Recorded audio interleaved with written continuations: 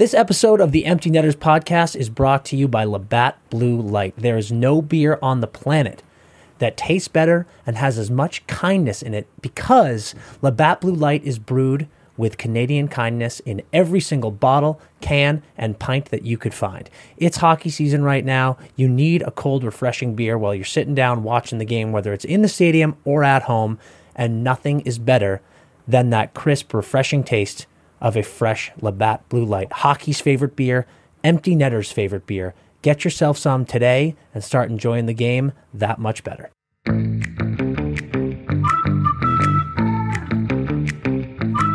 Ice is ready, and we are back with another episode of the Empty Netters podcast. It's raining here in LA. The sky is falling, literally. Everything is upside down. I don't know where I am. And CP, how's the groin? I'm over this.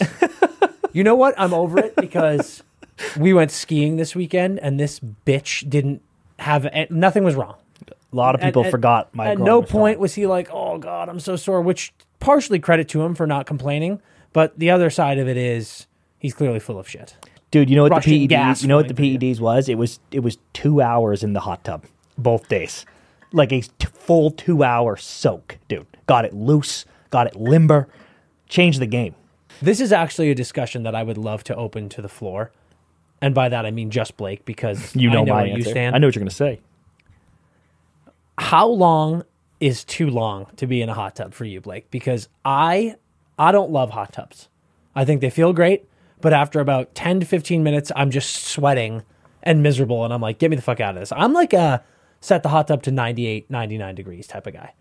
And this lunatic maniac will legitimately stay in a 104 to 110 degree hot tub for no less than 2.5 hours. That is not an exaggeration. Wish it could get hotter. Usually they have a governor. I wish I could get them hotter, dude. No, I think I'm like once my hands start to prune up, yeah. I'm out of there. And I am way more down to go in a sauna or a steam room than a hot tub. Completely agree. And because I find if you're in the hot tub, the second you get out, you're instantly cold. Yeah. And it's like then you've reverted the process of going in the hot tub. So I think for me, it's if the second I'm pruning up, I'm out of there. Yeah. And I gotta have like either a big towel or 2 towels ready to go. Yeah. The big one is good. I will say the big one is good. There's also a difference of, when you're in the sauna or steam room, it almost always, and it should always, go right into the shower. It should be like, I'm in the sauna steam room, sweating out the toxins, whichever way you like, right into the shower. Clean, and you're out. Now, I take a shower after the hot tub as well. And if you don't, you're a mutant. So that's a lesson to all of you. If you get in a hot tub and then don't shower, right to bed. You are a disgusting pig. Right to bed. And I'm looking at you, my friend. Right to bed. You swine covered in filth, rolling around in your own sheets. Right to bed. Horrible. Sometimes I'll dry off in my suit and just go right to bed in that suit. Right to bed. I feel like Chris has like one of those towels that it's like a poncho with the hood. Yeah, like, I yeah. had one of those. And he hasn't washed it since college. Yeah. A towel cleans me, dude. I'm clean when the towel touches me. Jesus Christ. But yeah, my point was about to be the shower post hot tub doesn't feel nearly as good as steam room or sauna because you were just immersed in water. You were submerged under a cauldron of filth, sweat and chlorine and booze. Yeah. And now you're in the shower, which is nice, but you were just wet. It's not the same. You're right. So I take it you're off the IR now. I think I'm off. But No, not you think. Are you playing hockey and soccer this week? Game time. Okay, so you're off the IR. Off IR, game time decision. Yeah. Been upgraded to questionable. You're listed as upgraded to questionable. Okay. Yeah. Good for you. You know what my favorite part of the ski trip was? What?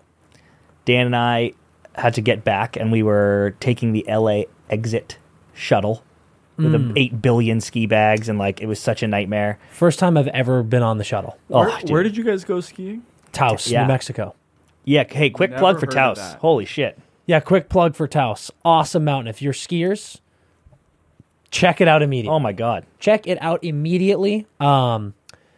It's a really cool spot. We flew into Albuquerque, then drove 2.5 some odd hours to Taos.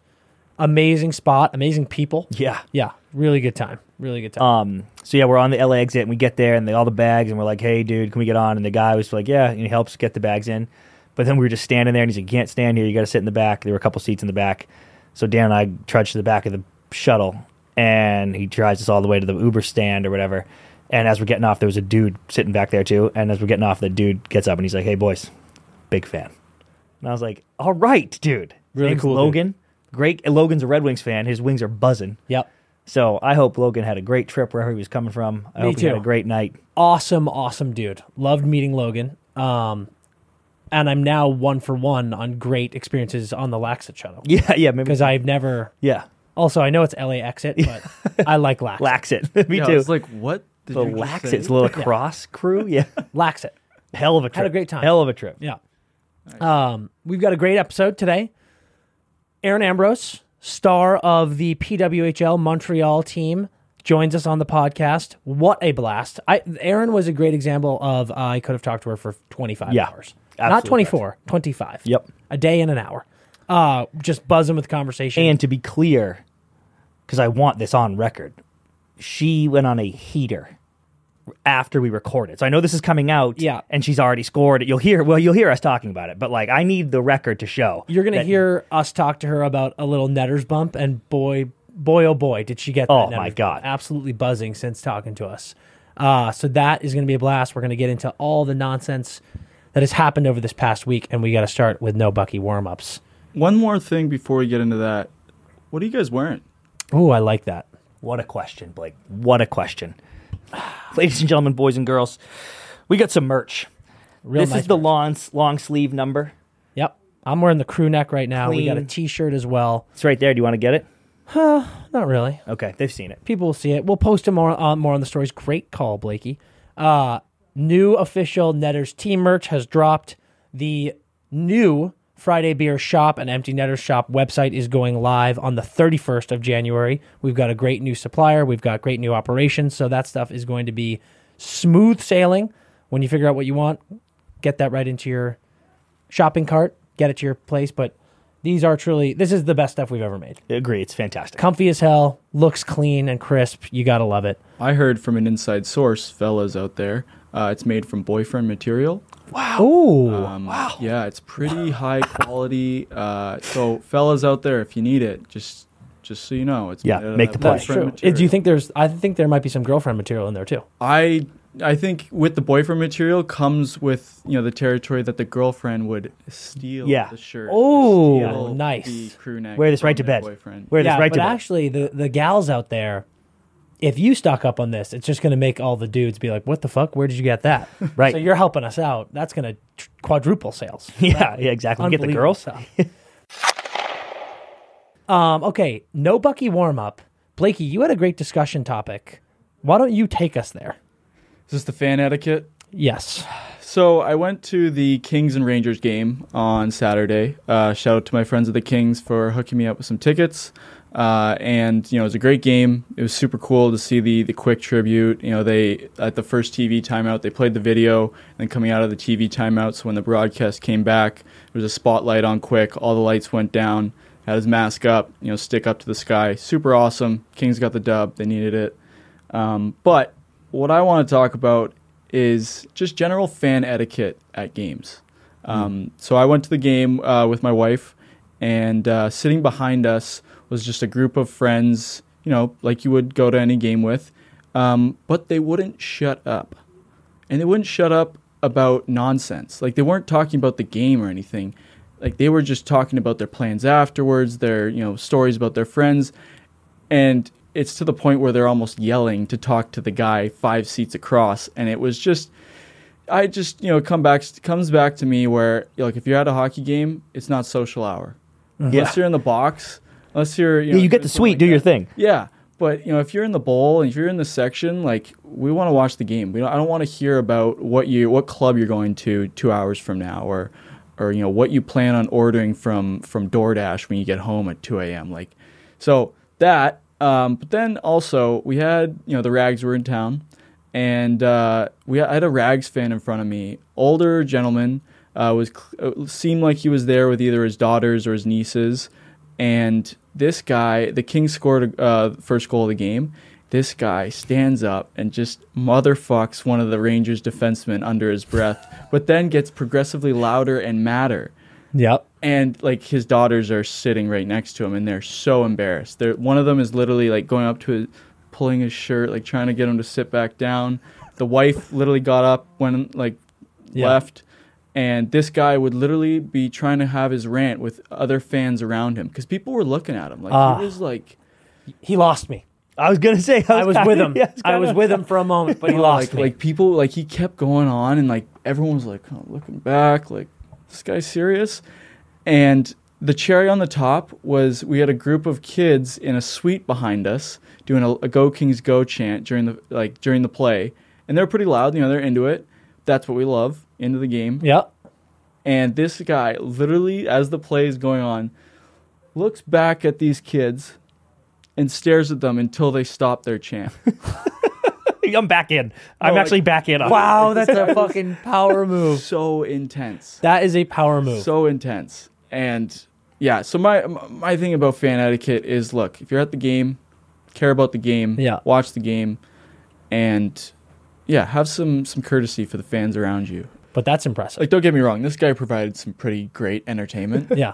So I'm more annoyed with the people behind me rather than this, crazy, loud, obnoxious Rangers fan. But has there ever been a time where you guys have been that, that really intense fan, maybe at like a Bruins game? No. I will tell you, the one thing I can say is my buddy invited us to a college basketball game here at the former Staples Center. Oh, dude. Wow. And we had floor seats. It was like BYU versus Gonzaga or something. And I forget what it was. It wasn't the tournament. No, it was preseason. Like they do those preseason tournaments. Yeah. Was it preseason? Or it wasn't preseason, but like... No, I said, was it? Oh, I don't know. Who knows? Either way, we're sitting there, and for whatever reason, probably alcohol-induced, started chirping the shit out of this BYU kid. He had full arm and leg sleeves on, and I just went at him for that. And I never cussed. I never got too personal. Didn't involve his family or anything like that. He would have liked that. But I gave it to this kid to the point where he started missing shots.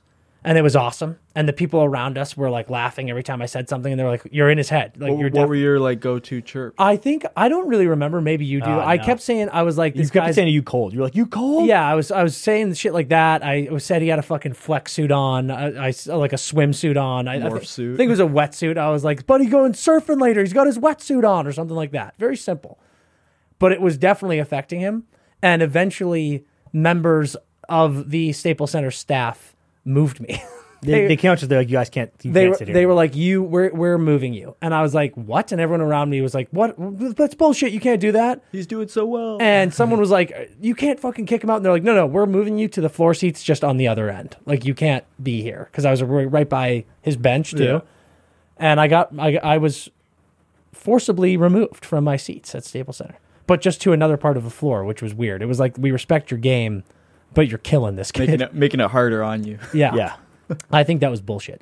So on this topic of the Rangers-Kings game, something I wanted to bring to you, one of our homies, shout out Shy Guy, went to that game, Rangers fan, obnoxious Rangers fan. I love you, but he's obnoxious. Just like all Rangers fans, he is delusional and loudmouthed about the Rangers.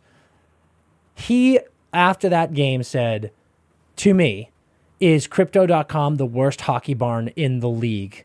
There's zero passion, there's zero culture, there's zero representation, blah, blah, blah, blah, blah. I was aghast, and I'm not going to sit here and say Crypto's the best hockey barn in the world. It's not at all. But I couldn't believe that statement, and we've been fortunate to be to a ton of arenas around the league, and I can think of multiple that come to my mind that are a shittier environment than... I mean, first of all, Crypto is one of the better barns going. It's pretty cool. It's still Staples Center, for the record. Yeah. It is a very famous and iconic arena for, both basketball and hockey. And I don't think there's anyone I've ever met who has come to a game with us to Crypto and been like, Crypto sucks.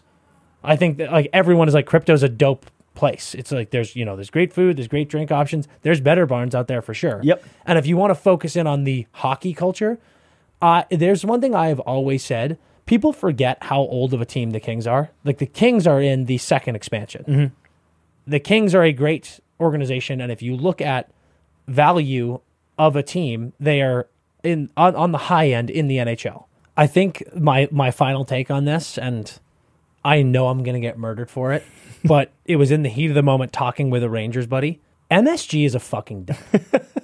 Let's go. I've never been there. I'm so fucking sick of this, dude. I'm so fucking sick of this charade that we're living in, where people go, MSG is a cathedral, the famous ceiling, New York City, the blue shirts, and Rangers fans, I know you think that we're coming for you all the time, but it's like sometimes you got to call it what it is. I mean, we talked about, we're Boston sports fans.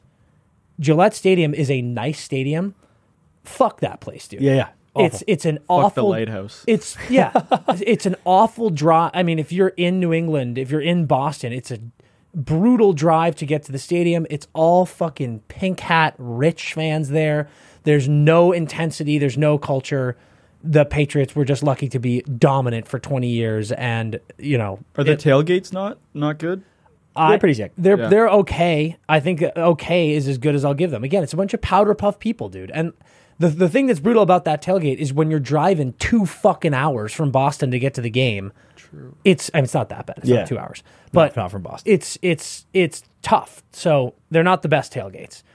So I'm not just being, I'm not going to be biased here, is what I'm saying. I just can't take all of these fraud ass New York Rangers fans being like, we did this once on an AMA. It was like, what are the best barns in the NHL? And people were like this, you not saying MSG is a crime. And I'm like, dude, half of these people have been to MSG fucking twice in their life. So shut the fuck up, first of all. Second of all, it's in the shittiest part of New York City ever. It's not a cool spot in New York City. MSG became famous because of like the Knicks back in the day, not your Rangers who haven't won since 94. And it's just a old, crummy arena with a stupid ass ceiling that people think looks iconic. So they say, anytime someone goes MSG, they show you a picture of that fucking ceiling. And is it unique? Absolutely. Is it cool? Yes, I will give it. It's cool. But that and your fake lore is going to call it the best arena in the NHL? Shut up. MSG, not cool. Dan, you're public enemy number one in the Rangers fans, eh? You don't I like know. their building. You don't like the fan base. Squad. I don't like... You should not go to a Rangers game. I know. I wouldn't be welcomed, and I understand. Wouldn't be safe. I wouldn't be. But I just like... I don't get it, because no one other than Rangers fans would bring up MSG. It's like when people do this, and first of all, if you do it in an actual unbiased way, and just say, like, what is the best environment? I mean, we talk about Bridgestone all the time. There's a reason it won the best arena in the league last year. It's right on Broadway. It has amazing food and drink. It has amazing entertainment. And it's a nice, good-looking barn with great amenities. And a great sports lounge. And a great sports lounge. Hey. A great BetMGM sports lounge. I don't like how at MSG they don't have glass seats. They have some, but, like, it's not all the way around. So, like, a guy scores a goal at one end, wants to jump into the glass, there's no one there to celebrate there with you. Yep. You got to look up. Yeah, that's so. I just, again, when I call it a dump, I'm stirring the pot. Yeah. It's obviously a good arena, but well, it is a dump, I would say. Oh, I mean, it's kind of it's like Dodger Stadium. Yeah. The third oldest stadium. It's a fucking dump. Yep. I just think it's people need to pipe down a little bit, except when you've been surpassed, and you have. So. Enough. Good day, sir. Take it. I'm talking too much. Take it away. Okay, next topic I want to hit. Some fines going around the league. Connor Timmins cross-checks. Who'd he hit? Tanev? Yeah, cross-checks Tanev. Gets a minor penalty on the play. Gets fined $2,000, $2,800 something bucks. And it was they called it a penalty, right? I said that. Yeah, they called the penalty live. Can we get the clip up? Yeah. I was watching the play. Oh, yeah. That'd be great, Blake, because I want... So, yeah, thanks for pulling this up, Blake. Watch this play, Dan. It's a penalty call, and it should be a penalty. And it made me think of something when I'm playing. And you said this. This is why I brought it up. You said this. Here you go, just so you can see it. That is ugly. Okay? So, when I saw the headline, and it was like... maximum fine for a cross check, because I didn't see this game live. When I saw the headline, I was like, oh shit, Timmins must have put one through his fucking nose bone. Yeah. Nose cartilage, I guess I should say. There's a bone in there. Is there? Yeah. Oh, up here, I guess? Yeah. Yeah, right, then cartilage. Yeah. I've broken it. Yeah. Yeah, I guess, of course, you can break your nose. I knew that. Nose bone. So I was like, oh, he really popped him in the face or something, high cross check. And then as I saw the play develop, I was like, oh, this is going to be like a gnarly boarding. Yeah. Right? And it's not. That wasn't a fun play to watch, right? But whatever. But so I was thinking about it, and you always say, or we were just having this conversation about soccer where it's like, I think it was flopping you were talking about, where you were like, they should say one season, at the start of one season, if you flop, you get a direct straight red card. And no one will believe you, and then the first couple games, couple red cards come out, and people are like, oh shit, and then they'll stop flopping. It's that simple. So I was like, man, when I rewatched it, I was like, oh, there are a few plays that drive me insane, and I'll go first. But I was wondering if there was any play in hockey that you are like, I wish they would go, this is an automatic ejection if this ever happens, so it would immediately get tossed out of the game. Yeah. This one's tough because, honestly, I went through a very similar journey that you went through. Yeah. Where you see the headline and you're like, oh boy. Oh. Then you see the replay and it looks ugly, but not from anyone. I don't look at that and go, oh, Timmins, you fucking idiot. Yep. And then in the slow-mo, I kind of feel the same way, dude. Like, I honestly was almost about to say this is soft by Tanev. And not even a penalty. But the fact of the matter is, I have zero... Can you play? Yeah, you play that part again. I have zero problem with the stick position on the body. Like, that isn't that bad of a cross-check. That's normal hand position. Yep. And he's kind of putting his hands, just being physical on Tanev. Yep. But there's no doubt a little chop motion. Yeah. And Tanev's getting low to get an angle around the net there. There's no way that if you show Timmins that and go, if you do this... Do you think it's the maximum fine? well, no. If you do this, do you think that there's any world where he falls into the boards? And if Timmins said no, he's a fucking moron. Yeah, right. So I do think that's a penalty, but I don't think it's a cross-check. I think it's boarding. Okay, yep. Because the reason this play is dangerous is not because of the cross-check contact. It's you hit him in a position where he can fall into the boards, which he does. And break his leg. I think finding him for that is crazy town. Yeah, maximum, daddy. That's like a really... You barely touch him, and I don't like... I like how Tanev's getting up being physical, but he's coming after him like, how, you fucking piece of shit, you could have killed me. Yep. And part of me is like, stay on your fucking feet, Dan. Yeah, dig that edge in, bro. Here's my issue, Dan, because this is my number one. I have two things that I think should be automatic ejections from now on in hockey. Yeah. And this is kind of number one. Mm-hmm. The cross-check to the unprotected lower back is one of the most douche things you can do such a prick in the scumbag. fucking world. Such a prick scumbag. And also, not specifically, but also when you are hooking it like on the pants. Yep. And to me, that's kind of, I don't know if he meant to do that, but it looks like he goes down on your pants there, and that's why you kick out like that. Kaprizov one. Yes. That's why I'm saying he's that's why I'm like, dude, you can't do that. Yeah, like, he's knocking straight him off up, if kilter. he cross-checked Tanev just as hard, because we both agree, kind of just went like that, if he hits him just as hard right here and knocks him up into the boards, even from that far away, I'm like, that's a good play, dude. Fuck you. And maybe they'd give him a penalty anyway, but I'd be like banging the drum that is completely fine. It's the hook on the pant down, like into that area here, where I'm like, fuck you, dude. And I'm not mad at Timmins. I'm just saying I want that to become an auto straight red card so that I never have to get cross-checked in the lower back again for the rest of my life. I mean, look at the play. Like, the reason he has to make that cross-check is because he doesn't have the foot speed. Because he's got slow boots. Oh, yeah. Tanev has rounded you. Yeah. Like, I just think it's a dumb decision by him. Look at the circumstances. Like, completely agree. You're an idiot for making that cross-check. Like, yeah. Like I said, when I was about to be like, that's soft, Tanev. Yeah. That's before you see the genuine. Yeah. It's not just like he's being like, I'm touching you to stay with you around the net. He actively does chop down on him. So I don't like it, and it should be a penalty. Auto ejection. I think the fine is a little much, but I'm okay with it. Boarding's dangerous. That I agree with the auto ejection on a cross check to the lower back. That one is not one of them. Okay, but it's a blurry line there, though. I'll tell you exactly where it is one of them. The amount of fucking times we're watching a game and you see a defenseman standing in front of the net with a forward in front of him looking for a tip, and that defenseman is just going ba-boom, ba-boom, ba-boom into the lower back. Red card. Dude, Get out of the game, sir. And because you know what?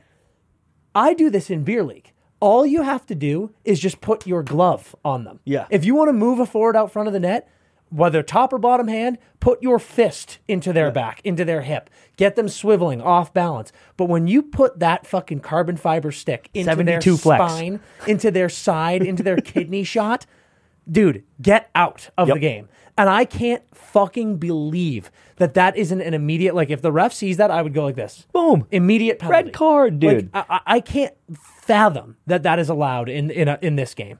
And you call me soft if you want, but that shit is, to your point, Blakey, that shit to me is an inferior player knowing that they can't push this guy out of position.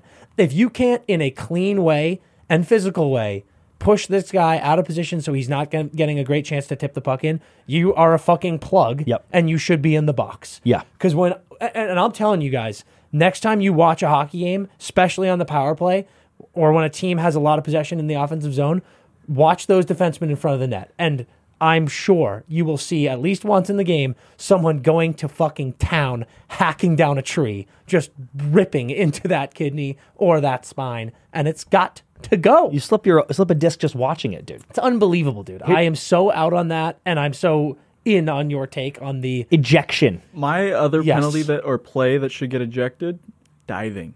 Yeah. Diving, so ejection. When guys are throwing their head back, and dude, on a high stick, on a tripping, especially like you saw a lot of that in the playoffs in round 1 last year. You know, guys just trying to get every inch that you can. Yep. If we're gonna review stuff now, ejection, review it, and if we see some guy just throwing his head back because the stick comes right about here, you're out. Hate that. Playing a man down. It's ruining the integrity of the game. Yep. So, I think I'm gonna disagree with both of you.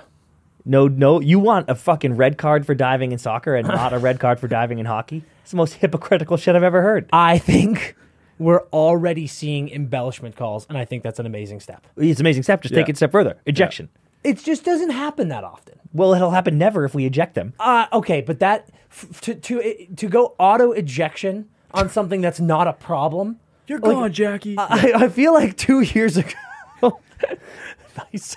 I feel like 2 years ago, we started to see more embellishment in the league, and they've gotten ahead of it, being like this. There are embellishment calls. It was like 5 years ago. Yeah. And since we have embellishment calls, and they get called a lot. I know, and I like that. It's not, if it becomes more of a problem, if we start seeing... Then we can go to ejection? Yes, but it is not yet a problem to that extent. And I want to clap back on you specifically.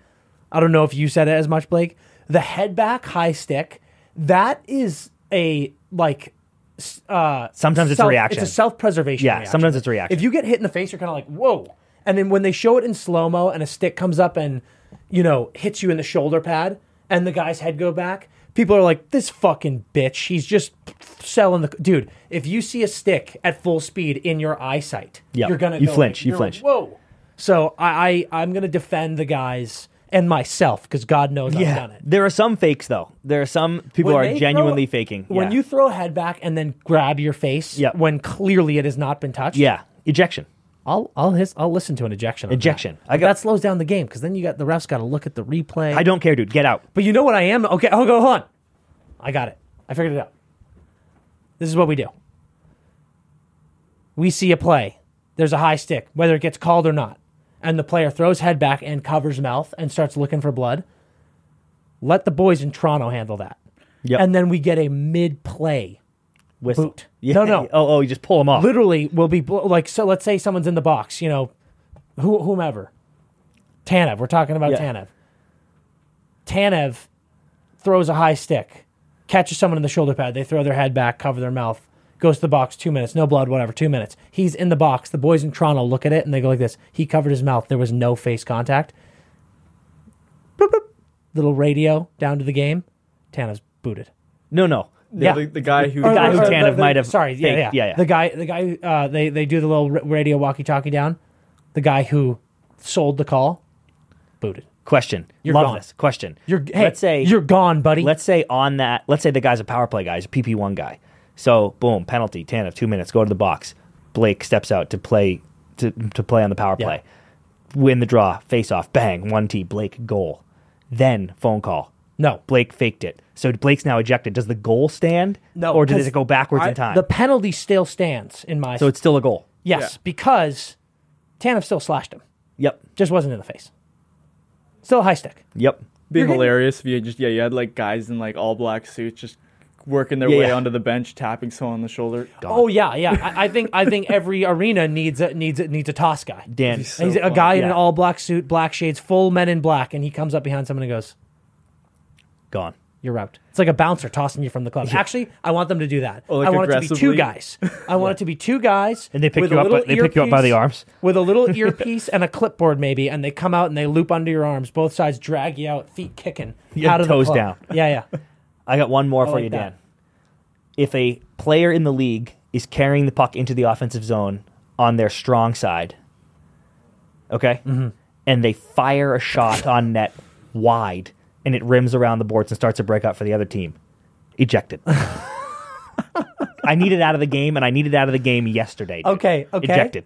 But it's not the league. It's It's a coach's decision. I need a discrepancy. They're still ejected, but I need it to be. I need on the graphic on TV. It needs to say coach's ejection. And if it kisses the outside post We're fine. and starts to break away, and the player is allowed to challenge his own coach on his ejection if he feels it did graze the post on the way by. Okay. Or a goalie, like maybe like clip Yeah, the yeah. arm. He's like, that hit his glove. if there's any contact. But if you miss the net wide and it zips around the boards and starts to break out, then just keep skating down the fucking tunnel Is there? because you are ejected, dude. Take that back check right on the bench Yeah. and right through the tunnel. Is there ramifications for a challenge that does not go the player's way? Yeah, so if you get ejected, if you challenge, you are still ejected and you miss the next game. That feels like it's just going to hurt the team. Don't Did stop. you guys ever do kangaroo court? Yeah, God. This would beauty. be something that is just like That primed. would be a grand. Yeah. That Oh would my be God. In the national, For them? in the What league were you national, playing? that's a grand. Yeah. It might be 10. Yeah. If you rip wide and cause a odd man rush going the other way, not going to name any names, but at Andover in our championship game, one of my buddies did that when we were winning 3-2, came down, took a reckless wide shot on a 3-on-2 himself, led to a 3-on-1 the other way, In the game back, tying goal, which we then lost in overtime. I think about it often. And buddy, you know who you are. Yeah. So I think we'll have to have some kangaroo court story time. Yeah. Sometime coming Yeah, up. that's a good I idea. think, this could be some pretty interesting stuff. That's a good idea. I like that a lot. Okay. And I also like that toss job. yeah. I think throwing a head back when there's no face contact or Mouth. covering the face, Yep. touching the face. Oh no, my eye, my lip. And there's no face contact, you're gone, buddy. Yep. You're gone. Okay, now we got a couple all-star things. Yeah, we got to talk about All-Star. for no Buckies. First here. and foremost, we got 2 additions. 2 additions. One great, one not great. I didn't know if we were going to say it. Yeah, that's true. Kyle Connor has been added to the All-Star game to represent the Winnipeg Jets. And couldn't deserve it more. Would have Now, easily been an Not all-star. from this season. But he would have easily been an Yes. all-star this season Yes. if he hadn't gotten hurt. now So- this replacement is replacing who? So I don't know if who specifically, but Vincent Trocheck and Kyle Connor are replacing Jack Eichel and Bedard. And Connor Bedard, yeah. So Um, 2 big losses. Let's Yeah. just say this. Let's get this out of the way. My God, how bad the Blackhawks are. Yeah. That their star pupil You mean has, the Rockford Ice Hogs? has missed the All-Star game, which is devastating. Devastating for the league. He's hurt more. Devastating eh? for Connor. Yeah. The fact that they are going to be the only team without a player representing them because they literally can't justify adding one of the members of that team is like so insulting.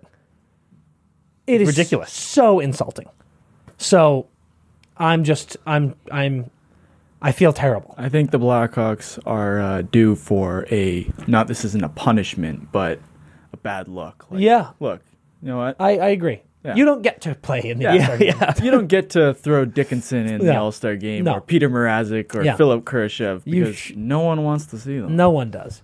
So then Ikes misses the game. Bummer. Absolutely devastating. I need to know how Vincent Trocheck has made it into this game. Now, let me be clear. I've already gassed Rangers we fans can't. today. I think Vincent Trocheck is fucking amazing. Truly, I do. I was devastated when he signed with the Rangers. I was devastated because Trocheck, to me, is a guy that I wanted on the Bruins so badly. He is like a perfect middle six player. Love his game. Gets down and dirty. Can play PP. Can play penalty kill. I love Trocheck. I'm more sitting here being like, of all the guys that are missing the game, how is this it? But there's had to be like a, there's tons of guys who get asked and they're like this, no, I'm not going. But he's got like 40 plus points right now, right? I think the reason, he's got 44 points, so he's tied for second on the team with Mika Zibanejad. And so just to note, Artemi Panarin is not going. He was invited initially, but Having he's a baby. not going because of his baby. Yeah. So congrats to him. But the Foxy's going. What are the rags and there, Chesty's going. I don't think Fox is going. I think it's just Shesterkin. Really? Yeah. So Hold on. Someone look that up right now. I will. I think you might be right, but that's crazy to me. yeah, I think he's getting in because he got the crazy Rangers fan base just voting him in. Yeah. That's Like, is the answer that to- it? Like, they had to I go think to, that like, has who- to be the answer. Was it just to the next question. 2 fan votes, theoretically? Must be. I think, I could see Kyle Connor because that Winnipeg fan base is pretty, juiced up and riled right now. So I got to think that's why. Yeah, and I mean, like, here's the deal. Trocheck's going to finish the season with 70 points. And, that's a great year. Especially Solid for, he's not getting necessarily first line and first PP minutes. Yeah, just Shesty. So, so it's not Fox. Yeah, no Fox. See, so that's what's interesting to me because their crazy fan base has to be voting for Fox more than Trocheck. That's true. And Ziba. Like, Yes. So you've got to imagine here that Ziba and Fox were maybe asked and they were like, no, I'm going on and vacation. Kreider. Yeah. Like, and, I feel like they all were just like, and they're like, I'm going on vacation. yeah, they had a Seth Jarvis. And whereas response. this, Trocheck's like, fuck yeah, dude. I'm like, you're playing all-star hockey, getting in. That's an honor. I love it. So we'll say 2 great ads. Mm-hmm. I think it's cool for Trocheck. Yeah. No, not a bad ad. So, all right. So these boys are added to the list. They're going to be at the All-Star game. Okay. Should we strap on the buckets? hell yeah. Let's strap on the buckets and let's get to hot ice. Talk to me about the biggest one. I think the biggest news of the week. I wonder, it's kind of debatable. I'm going to start with the one I Nice. want to start with, but I think they're both pretty splashy. Maybe not. They I want are. to start with They Patrick Waugh Yeah. coaching the Islanders. Waugh's first year with the Avs, Dominant. 2013-14, Dominant. I want to say that's what it was. They go, I wrote it down. They go 52, 22, and 8, 112 points, finished first in the Central, had the second best record in the league behind the Bruins. How are you? And he wins the Jack Adams Award. Nate Dogg wins the Calder. Unbelievable regular season. Mm-hmm. They lose in the first round in 7 games to the Wild. After being up 2-0 in the series and up 3-2, they lose Game 7, 5-4 in OT. Mm-hmm. So it's killer first round exit, and that's got to be the first time the Wild got out of the fucking first round. It's certainly the last time. Or sorry, that's what I meant. Yeah, that's got to be the last time. Yeah, I was like, that's, yeah. So great regular season, playoff, speed bump, whatever. I think you can live with that. Second year, the Avs go 39, 31, and 12 and finish dead last in the Central. Yeah, not good. Dead last. And then his third year, they go 39, 39, and 4, which was worse, but somehow they finished ahead of the Jets, so 6th in the Central, and then he's immediately gassed. I did a dive. Stat CP did a dive on, like, was it home record, away record, goals against, there was no, from a quick graze, there was no thing that stood out to me where I was like, oh man, they gave up way too many goals. Yep. They couldn't play D under his watch. They couldn't protect home ice on his watch. They couldn't win on the road, whatever. It seemed to be a different problem each year, or the 2 years that they struggled.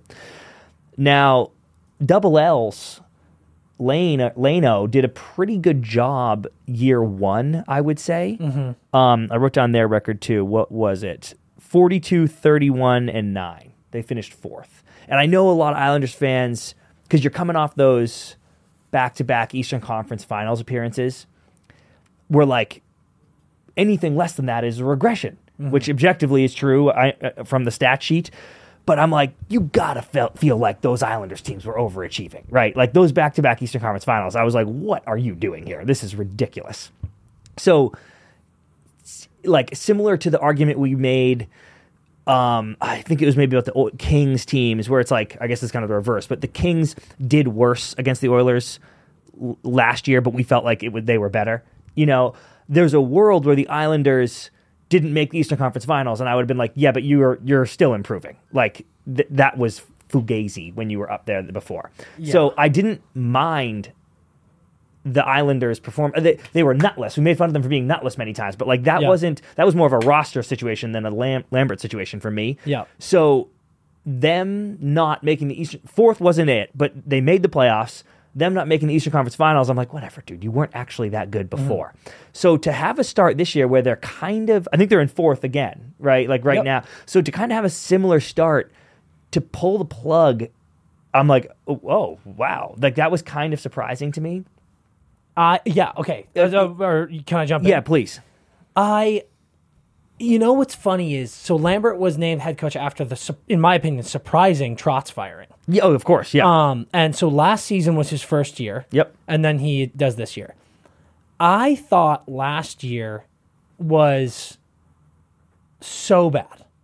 And okay.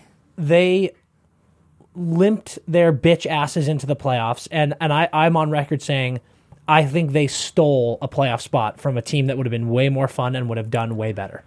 And I was so bummed when they made the playoffs. Sorry, Islanders. No, me too, but I have a counterpoint to that, but keep going. Yeah, but looking at their roster and the ad of Horvat last year at the end of the season, they had no business being that bad.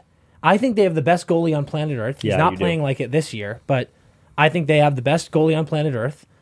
I think they have such an insane D group.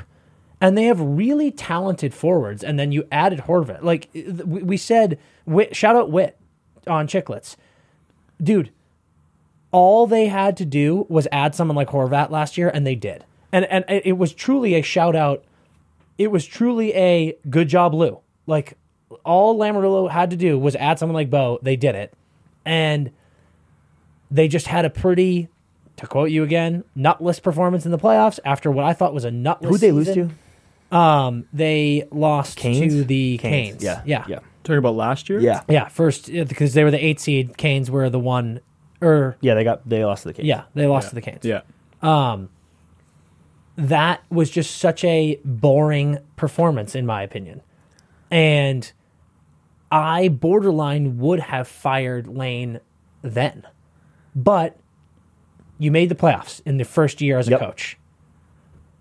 Then they start this year, and they're kind of like, whatever. But I do think the Islanders in the last month or two have been playing a little bit better.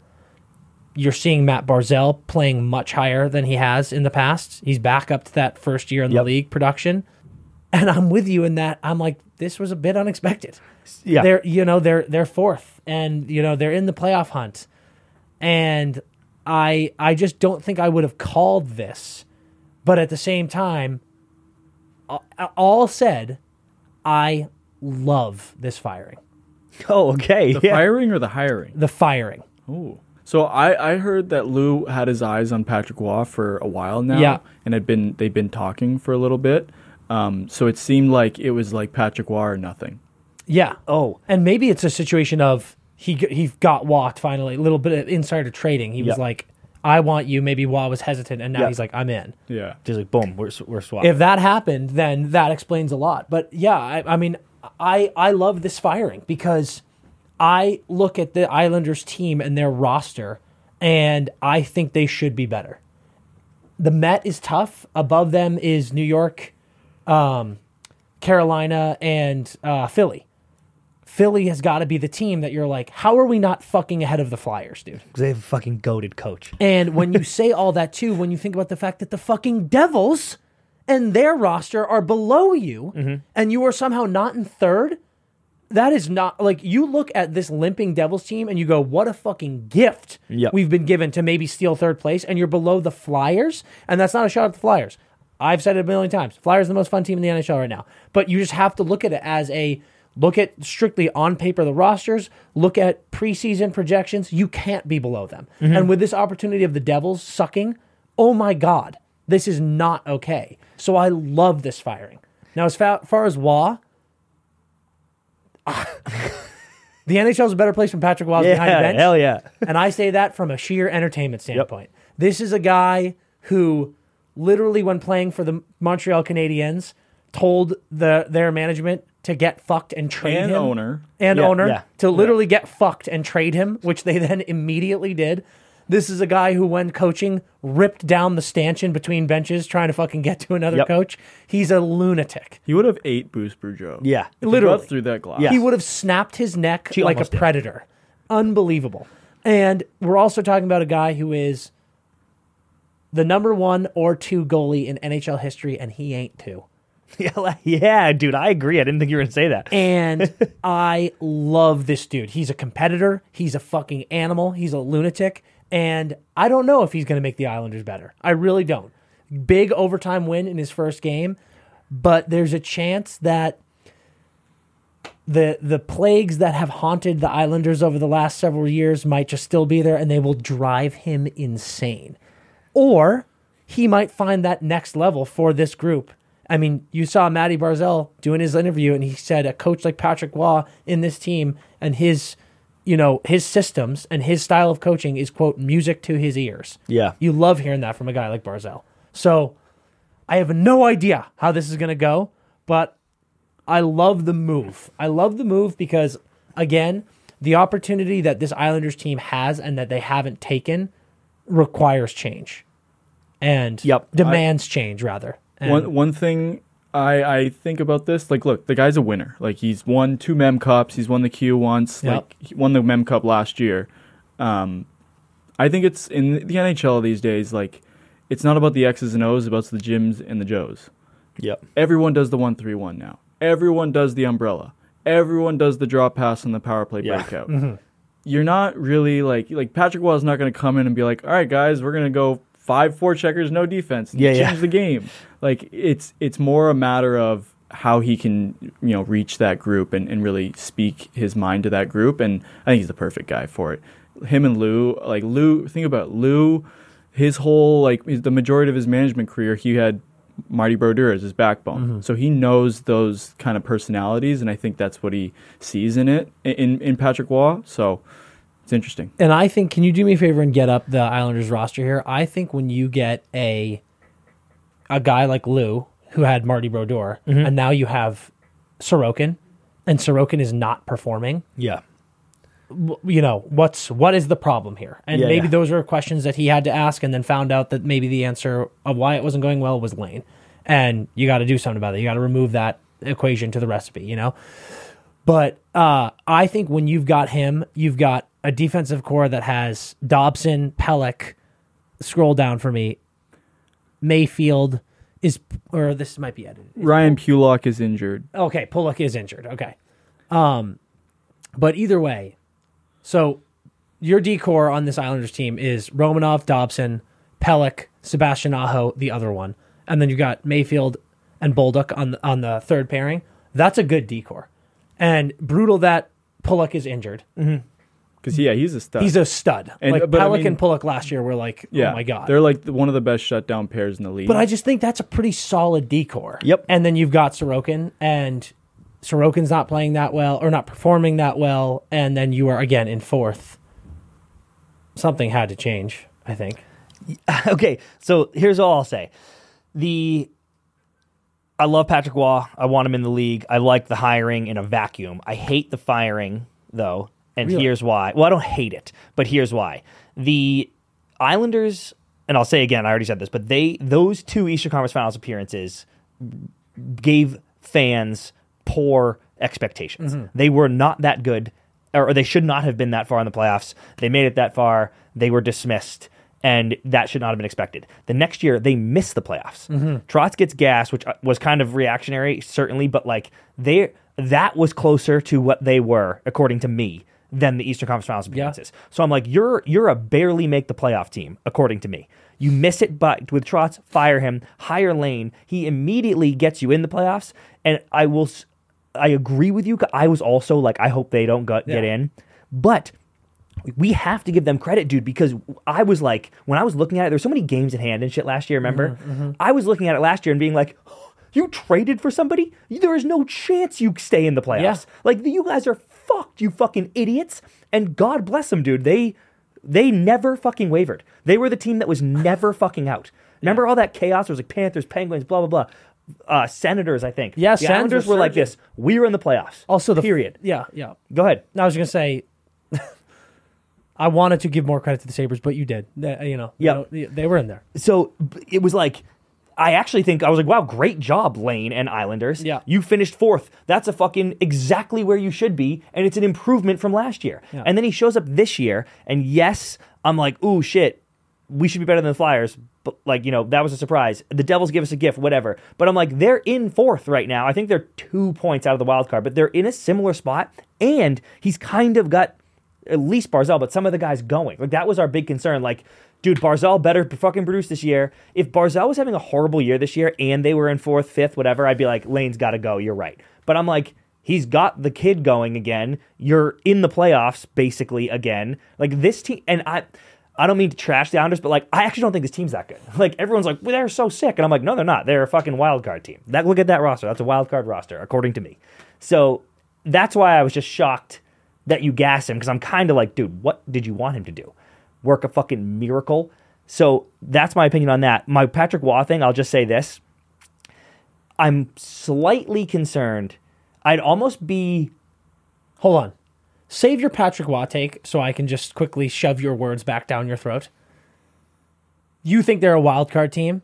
Fine. And I think 2 Eastern Conference Finals and then missing the playoff is a huge gap. Yes. And you think they're closer to the bottom?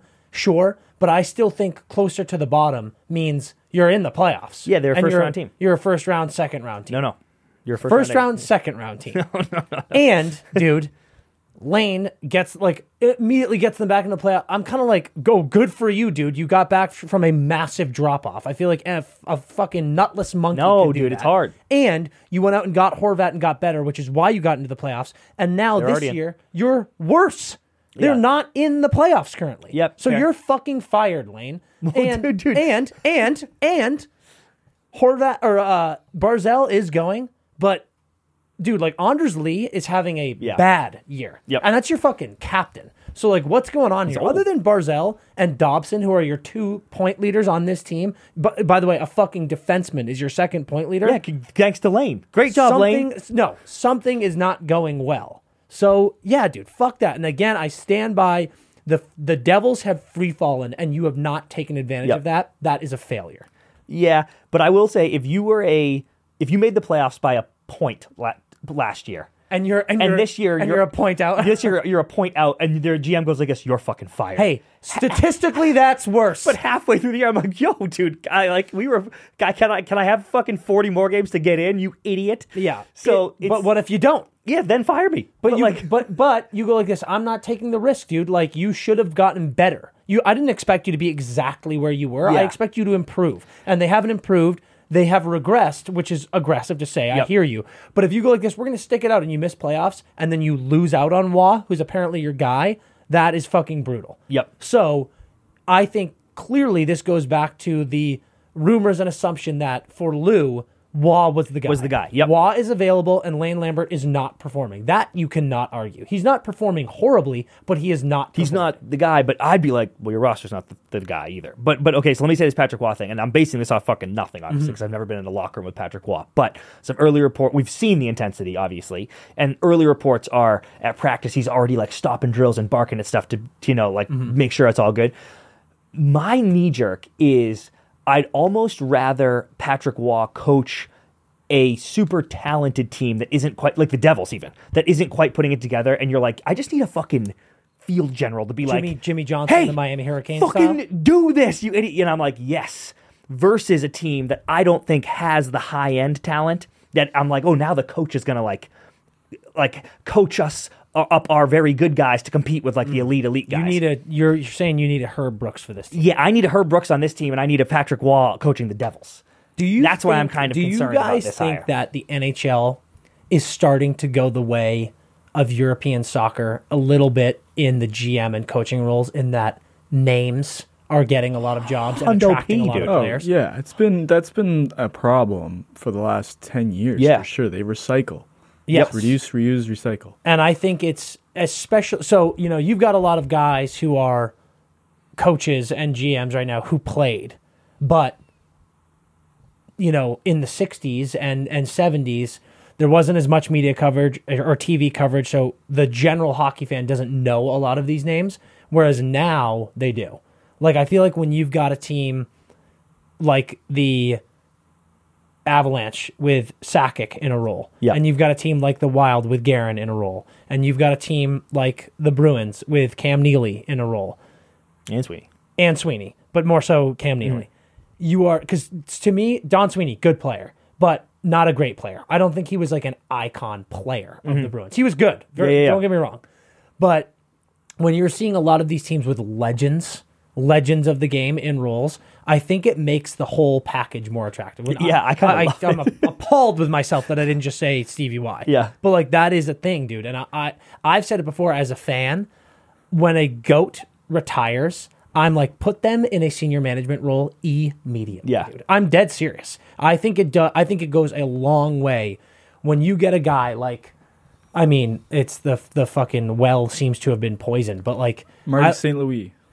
Marty's a great example. I was gonna say Stamkos. Like, if Stamkos, but again, I don't know what's gonna happen there. But I look at a guy like that, and I'm like, if he retires and in 10 years isn't the GM of that team, or like at least the president or something, I'm like, you've made a mistake, dude. Because if you get guys who lifted cups for your team, were icons for your team, played there for 10 plus years, it helps when they're in a role and can talk to new players about what the culture of that team is, and like what they did for them and what the team can now do for these new players. I think it's huge.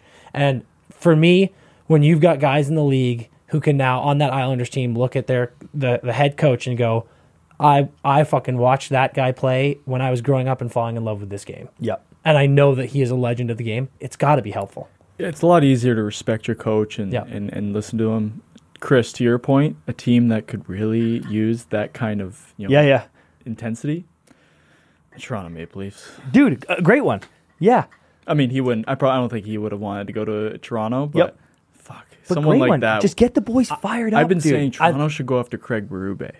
Oh, wow, yeah. Oh, I can't think of a worse pairing on planet Earth. I agree, I hear you, but like, I'm thinking about Berube being like, hey, Mitch, I mean, not Mitch, he's a fucking Selke contender, but like Austin Willie forecheck and get fucking down in the dirt. They're like, but that's what we dude? need. No. I know. I agree it's what you need, but I don't think the owners will ever let it happen because they don't want to upset the boys, dude. Yeah, those are the boys. The boys got to stay smiling and selling keep it tickets. pretty. That's all that matters for the Maple Leafs, dude. So anyway, I hope we'll get them fired up. Yeah. I'll be really excited to see what happens there. Okay, the other huge piece of news that we got to get into, Corey Perry has found a new home. First reported by who? Anyone? Dregs? Dregs. No, it wasn't DP. Dregs. Oh, Wasn't McKenzie. Stick tabs for DP. Oh, I think it was me. That's really good. I think I broke that news. Corey Perry, we heard from a nice source. Might have been sniffing around Edmonton. Edmonton sniffing around Perry. Our girl Emily Kaplan reported that there were a number of teams interested in, and essentially at the end of it, Perry chose Edmonton. Edmonton gets some much-needed depth. A Stanley Cup winner, former MVP. Yeah. This is big, big news everywhere. But the big one for me is the pay cut. Yeah. For him? Yeah. Well, I think he just signed a 1-year, $775,000 deal. So yeah, Perry is has signed a 1-year, $775,000 league minimum, veteran minimum contract, and was getting $4 million a year. Ouch. That is brutal, dude. And you wonder too. For me, Perry signing with Chicago was a mentor thing. They were like, we need you. We need a former. He won an MVP, right? I'm not crazy. Yeah. Yeah, he won the Hart. Yeah. So as a former MVP, Stanley Cup winner, a guy who's been around, is a serious competitor. They wanted him in Chicago to help Bedard adjust and get into his professional career. And obviously that didn't go as planned. But the crazy thing for me now is when Perry signed that contract, he must have been like, this is it. I'm signing for, sure. I think it was 2 years, 2x4. Check me on that. But I think it was a 2x4. And I think Perry's something like 36 years old. I think he probably was like, I'll retire after this. I'm going to play 2 years. I'm going to help Bedard as best as I can. And I'm going to retire here in Chicago and go on my ways. And now he's back in this, you're a suitcase at the deadline to help a team on a cup run. And I wonder what that mental shift is. Yeah. Because when you sign with Chicago, you go, sweet deal for me, but this is it. Like I'm not playing for it. I'm not going to the playoffs this year. No. And now you sign with a team, like it was reported, he picked Edmonton. So he actively was like this, I want the grind again. Yeah. I want the New York Islanders grind. I want all the pressure in the world, all the expectations in the world, lose and die grind. Yeah. And fucking good, dude. He's a savage. He was a second overall pick. Yeah. He's been in these before, you know. He was in he won with Tampa, right? Like they won one and then No, No, he they only lost. Didn't won ever a catch cup one? With He Anaheim. only won a cup with Anaheim in 2007, and then he lost 3 straight cup finals. that's right, Yes. dude. Dallas, Montreal, Tampa. Yeah, so he's in this And the Montreal one is so brutal. It's Yeah. like insult to injury because what was Montreal doing in that cup? Yeah. But then he was like this, I'll go to the team that just beat us. And then boom. Yep. So he was right there. You know, you want to taste it again. And say what you want about the Oilers, but I think they're really competitive, and certainly so does he. Oh, my God. So he doesn't mind being in that fucking mixer. Let me tell you this on the way to my larger point. Here's a list of teams in order for a certain stat in the league. Okay. Jets, Kings, Penguins, Canucks, Panthers, Bruins, Oilers. So the Oilers are 7th And that's this season? this season, and that's in order, yeah. Say it again. Jets, Kings, Penguins, Canucks, Panthers, Bruins, Oilers. Bottom 6 points. No. What? Least amount of goals given up this year. The fact that the Penguins are up that high and are where they are Yeah. is a calamity. So it's this, what's crazy, and dude, no one has talked more shit about Stuart Skinner than me. But in 31 games this year, he's 21-9-1, has 2 shutouts on the year, which is a career high because he only had 1 last year and the year before. His goals against is 2.53, which is the best it's ever been in his career. And his save percentage was .913 last year, currently .906, but is on the rise because he started horrifically. Yes. So he has been good. Their D has been good. They don't give up goals. And you think about the Oilers, you just think like offensive firepower, right? But they're reasonably middle of the pack there. Yeah. So But that curve is out of control because it was so bad, dude. Oh, yeah, no, they're they scoring were now. giving up a ton of goals. Yep. They were terrible, which is why they won defensively 13 and straight in fucking goal. games. Yep. Yes. So during their 13-game win streak, they're giving up an average of 1.6 goals against per game. There you go. Right. So Perry last year in 81 games had 12 goals, 13 assists, 25 points in 81 games. But he did have 2 goals, 3 assists, 5 points in 6 playoff games. Right? So far this year, he had 4 goals, 5 assists, 9 points in 16 games. But you know, like he's getting the puck way more on the Hawks than he was on that Tampa team. But he was a weapon on the power play. You know, like he would still get those power play minutes on Tampa. And remember how insane the Oilers power play was fucking last year. You know, like you add a guy like this to stand in front of the net and get fucking cross-checked in the lower back. Yeah. But like, you know, he stands there, he can do that job in his fucking sleep. Yeah. Right? So when I think about this dude and I'm like, oh yeah, he's not that productive anymore. He can step it up in the big moments. He's been to cups over and over and over. He knows what this takes. This to me, everyone's come in like, oh, it's a great, Oilers need depth. This is a great depth move.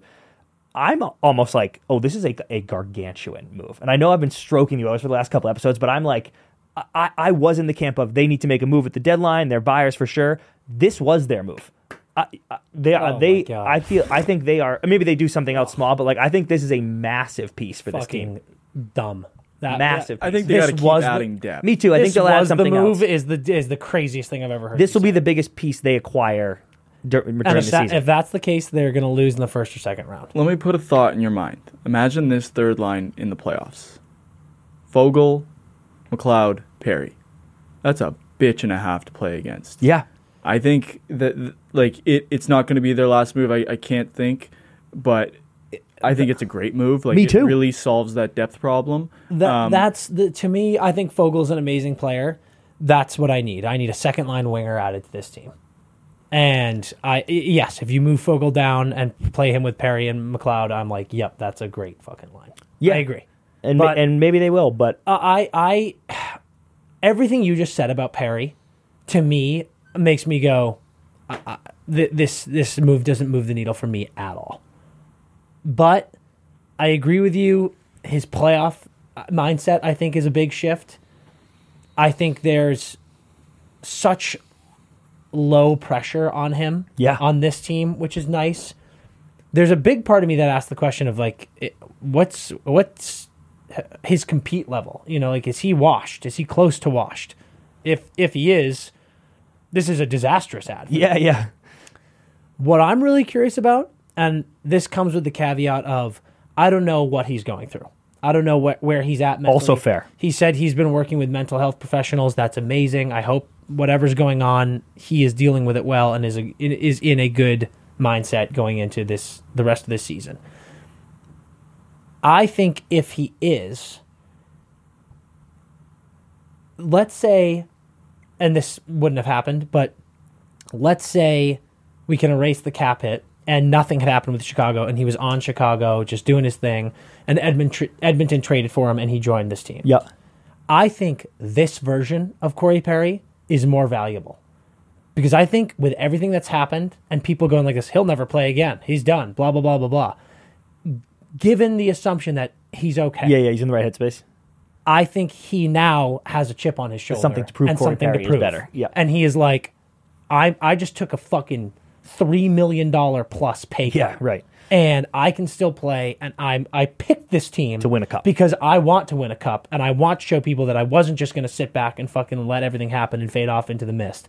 I'm still here, and I'm going to help this team win a cup. Yep. I think this version of Corey Perry is more dangerous and is a better ad for this team. So in that regard, I agree with you that it is a good ad for them. Yeah. But this is the move. I think you're nuts.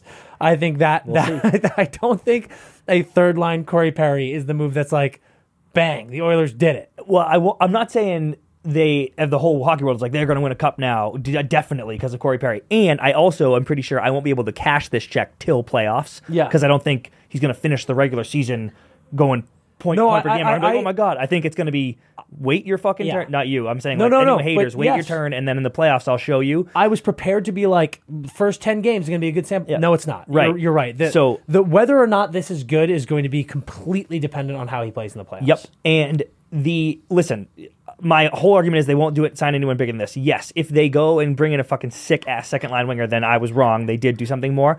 I just think if I'm the GM of this team, I'm like, dude, with the D is there, the goalie's there, the firepower is here. We need it. We got a guy we needed a Corey Perry type. You got him. Continue to add a little bit, I think, maybe for some depth, but I feel good. Yeah. Here's a question for you both. If the Oilers win the Pacific, is Knobloch Coach of the Year? Yes. He legitimately has to be, right? I mean, he's basically writing the fucking lines on the whiteboard before the game and opening the door. I don't care. It's like did something, yeah. Yeah, like it wasn't working, yep. You know. So and now it is. I don't know. I think there's something to be talked about. Well, I don't know. This team should be good. I think it still is Tocchet.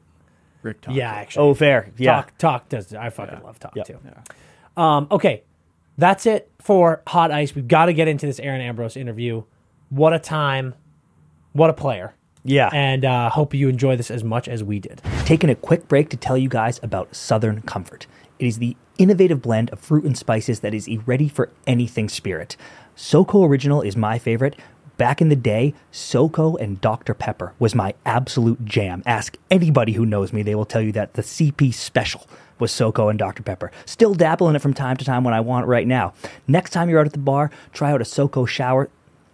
Next time you're out at the bar, try a SoCo Sour shot. 1 part SoCo, 2 part sour mix. It does not miss. Southern Comfort, ready for anything.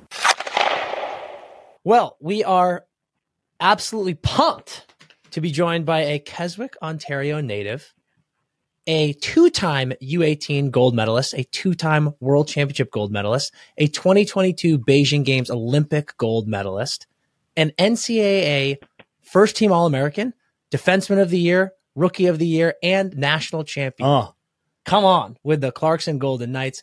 And most importantly, the 6th overall pick in the inaugural PWHL draft. Erin Ambrose, welcome to the Empty Netters podcast. Thank you guys for having me. I must say I listened to Heise's episode and I didn't know if I was going to be able to compete with her stats, and she got me with the 3 times U18 gold medal, but yeah, and probably the first overall pick. But other than that, we're doing okay. Otherwise we're right there. Yeah, the resumes are right there. Was pretty solid. I mean, now that we're on the topic, did you like watching USA just win the Men's World Juniors, or was that not fun for you? Okay, we're going to go there right away. Yeah. No, we're going to flip the script and say U18 women are looking fantastic right now. A 10-0 win against Finland today. And Chloe Primerano is unbelievable. The real deal. Yeah, she's a D. She got drafted in the dub, I think. And she's got it. She's got it. It's one of those situations where you're watching it. It honestly looks exactly like Bedard playing in the dub. Last year. It's like you just score at will, huh? It doesn't matter at all. It's unbelievable. She got a hat trick today. Yeah, I mean it's ridiculous. They're forced. Yeah, they're loose. And honestly, so Blake, our new producer, is Canadian, and we loved rubbing his face in the World Juniors too. But as he humbly put it, the Team Canada could have sent a gold medal team. They just chose not to. So we're going to take our wins when we can. A lot of boys in the league that could have just played for that team. Yeah. No, it's good stuff. I'll shake your hand and say congratulations. Yes. Thank you so much. There we go. We're so pumped to have you. And CP, I think Erin wanted to ask you a question. Right? Oh, amazing. Yes, yeah, please. I really have a big question for you, Chris. And I just wanted to know, are we on LTIR? Are we on IR? How's the groin doing? Where are we at with the bowl situation? Okay, so question couldn't be timed better. So that was when was New Year's Eve? Sunday? Monday? Sunday. Jesus, I don't know. Sunday night. Sunday night, we had a career-ending groin injury. So it seemed. Yeah. Okay, but then, you could do all the testing. You see the team doc. Monday morning, I woke up, still pretty tight, but I was like, you know what? I think we might be okay. Came back last week and getting better every day. A lot of ice, a lot of treatment. And was feeling pretty good. Last night, we had a double-header roller hockey game, which I had no business playing in. But you know what? You rush yourself back because you're trying to get out there and you're trying to play well.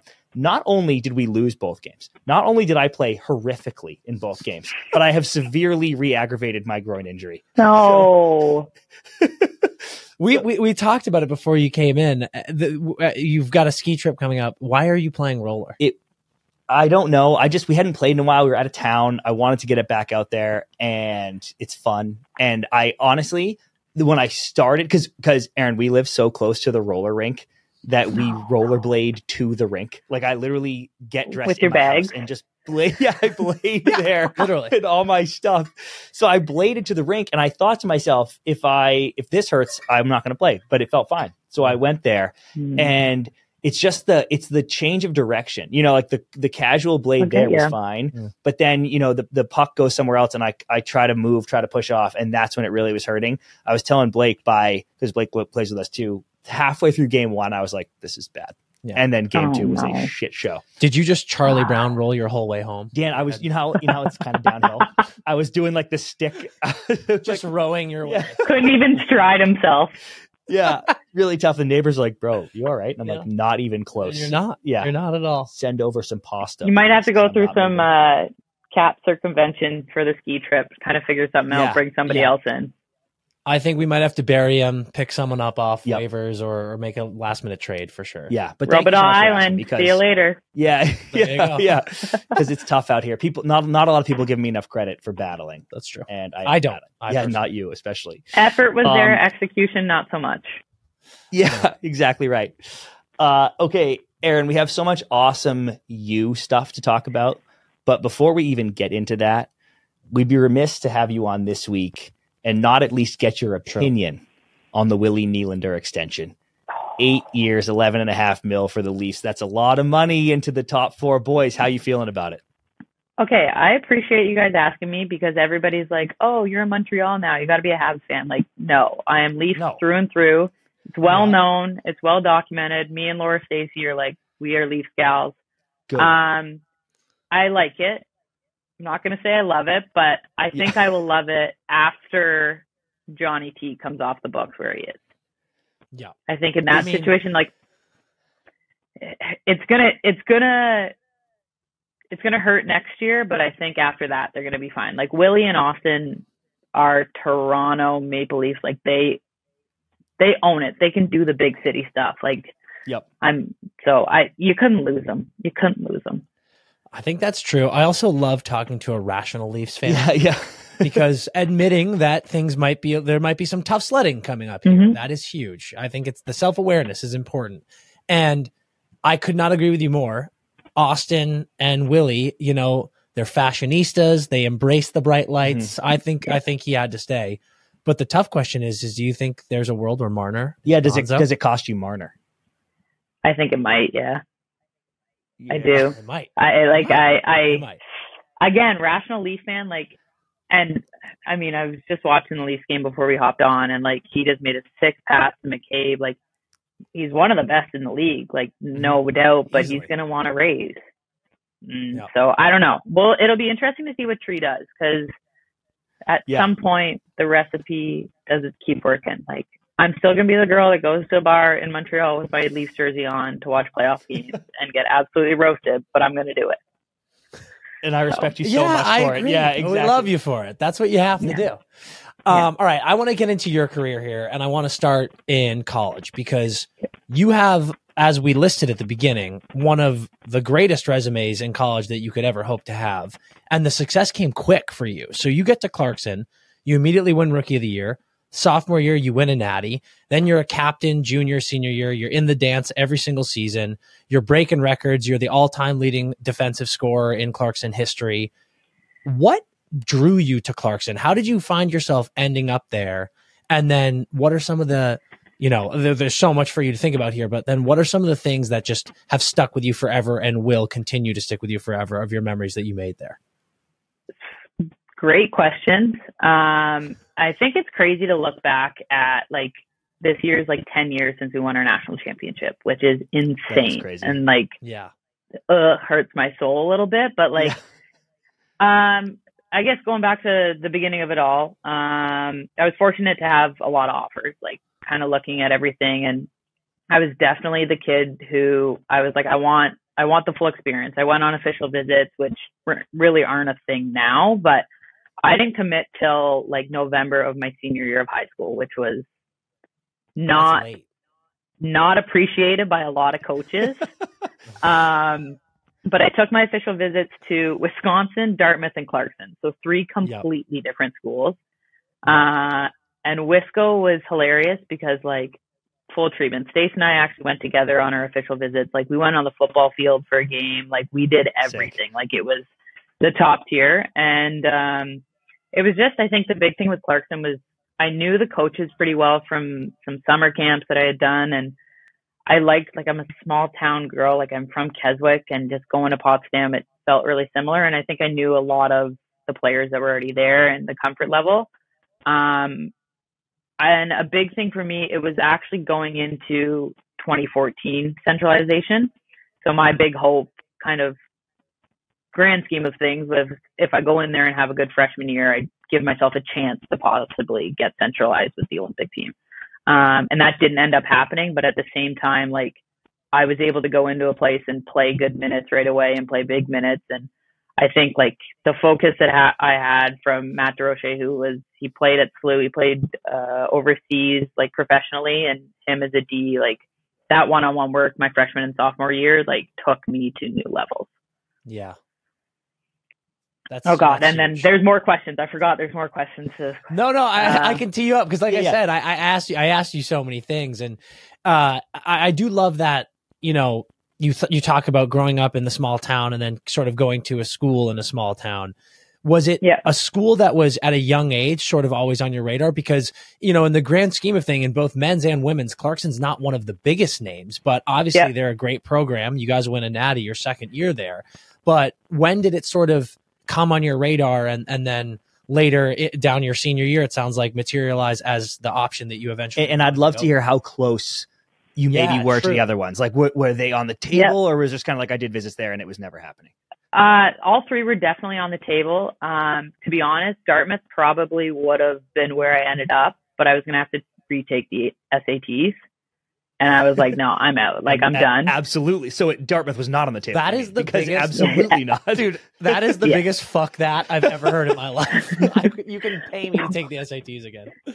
And then we kind of joke about it now that it's probably a blessing in disguise because I ended up being on academic probation after my first semester at Clarkson. So like if I was on academic probation at Clarkson, like I probably would have been kicked out of school at Dartmouth because of academics. So like you would have clearly made the right decision there. Yeah, definitely. And same thing though, like in looking at it with Wisconsin, like it was so big, it was almost overwhelming.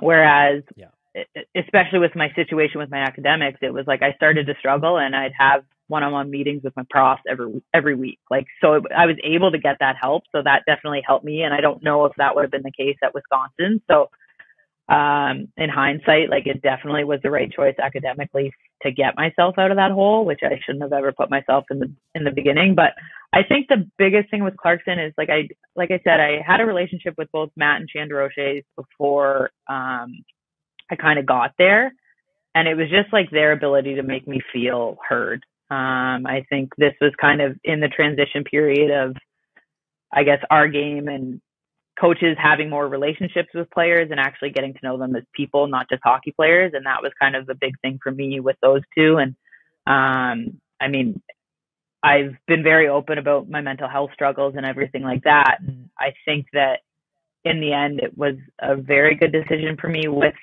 everything, just to have a little bit of comfort. And I knew Jamie Lee Rattray going into it. I had some really good friends actually in my class, and Kaylee Mercer and Shannon McCauley, who I played U18s with. So I think that comfort level helped a lot too. And then kind of coming out of college, the rest of my class was Renata Fast and Olivia Howe, who are two of my best friends to this day as well. Yeah, that's amazing. And, you know, I feel like anywhere you go, when you play in college, when you play juniors, when you kind of have that family element with the team, it exists no matter where you are.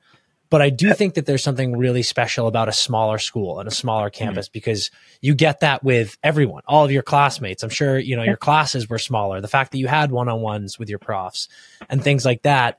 How important do you think that small family element was both with the team and the other people at school for you, both mentally and then just emotionally with all the memories that you made while you were there? I think it was huge. Like I truly think that if I look back at it now as a 29-year-old, I'm like, it was much needed. But I also think about it when I was in it, and it was like, oh my God, I spend every second with the same people, because we didn't have friends outside. Like men's and women's hockey were the only two D1 programs at the school. Everybody else was D3. Right, but I would say, like I would say my senior year is when I started to kind of have some friends outside. And it was kind of my changing point too, as like a person. And I think it was just like, it's crazy to go back there now. Like we've had some alumni weekends and stuff, and it's like some things have not changed at all. Like you see professors that are still there and they remember you exactly. Like they talk about the celebration after the national championships in 2014, like all those kinds of things. And I mean, Clarkson's gone on, they won back-to-back national championships right after our class graduated. And I think the success that we had at first, like it was like, oh my God, nobody in the East had ever won an NCAA before. Like, so it was kind of like the start of something, which was really cool. Are you a little bitter that they win a national championship the year you leave? Yes. But it was so cool to see them, because I mean, there's 3 classes of ours that we all knew as when we were seniors. So it was pretty special to see them win back to back afterwards, even though selfishly you're like, damn it, missed out.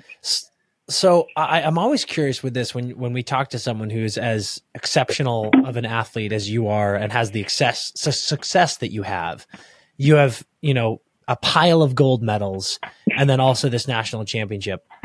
Where emotionally does the Natty rank for you? I mean, I know that you, like we talked about, you bond so seriously with everyone on your team, with every team that you play for. But I do think that there's something so cool about winning with the people that you're living with on campus, who are all your best friends, your family, your teammates, doing it for your school. It's got to rank up there with something as amazing and as monumental as winning a gold medal for your country.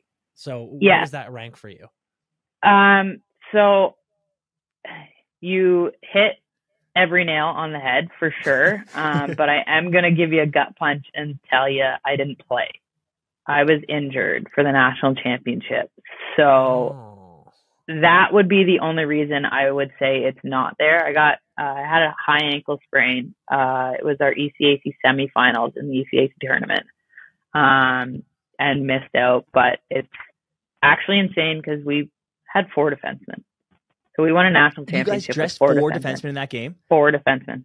Did you want to play? Were you talking to your coaches like, let me fucking suit up, please? The coaches wanted me to literally put my equipment on and only run the power play. That was what they wanted me to do. But I couldn't fit my foot in the skate. Yeah.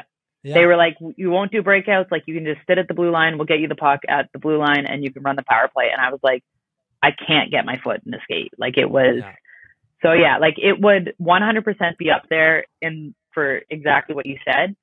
But like, I think my favorite part about that national championship is it was Renata's fast, like, coming out party to the entire world of hockey. She absolutely dominated. And like, now looking back and like being alongside her for Olympic gold medals and world championships, like, I'm like, it was the time that the light switch went off for her. And it was the coolest thing to see because everybody was like, oh my God. And it was just like, damn right, Renata's here. And like, she hasn't looked back. Like, literally since that national championship, she's been a staple on the national team. Yeah. That's amazing. Those natties after you left are even worse now. Yeah, right. Yeah. And also those fuckers at Boston College, junior and senior year. My God. Oh, don't even get me started. How much do you hate BC? Give me a little bit, vent a little bit on BC right now. That was my next question, because obviously they're not in your division or anything like that, but it's like, do you despise BC? Yeah, I do. And best part, we beat BC the year we won. So we beat them in top 8. And then the next year we went to BC and lost, which it was our senior year that we were like, this is a national championship team. And that was BC's year that they went undefeated up until the final game and lost to Wisconsin in the national championship. And we lost an OT to them. And yours truly was on the ice for the OT goal. And like, puck came out, Haley Skrupa, one-timer in the slot, and missed Erin's stick. And I literally can remember all of it. And like, Alex Carpenter is somebody that I played against since U18s. We both played 3 years of U18s, and I've had the utmost respect for her every time I face off against her on the U.S. team. Utmost respect for her when I face off against her at BC, but she has been a main reason for a lot of misery in my hockey career. A lot of sleepless nights, yeah. Do you have a relationship together? Are you friendly at all? Do you talk ever? Yeah, like I would say, like, we're pretty, I actually know her wife really well. So like Carps and I have a lot of respect for each other, and we'll say hi and kind of, Carps isn't one of many words, I'll say that much, but like, I think she's probably one of the most underrated girls in the game of hockey in the world. So, I mean, I got to tip my cap. Like, I mean, I don't know if you guys saw the highlights of her on opening day against Toronto, like her snipe on Soupy, like, Carps just can beat you in so many different ways. It's disgusting. Yeah. And then, so my last Clarkson thing is that we touched on briefly. Do you have any, hilarious stories or burned in memories from the times with the girls or times on campus or anything like that come to mind?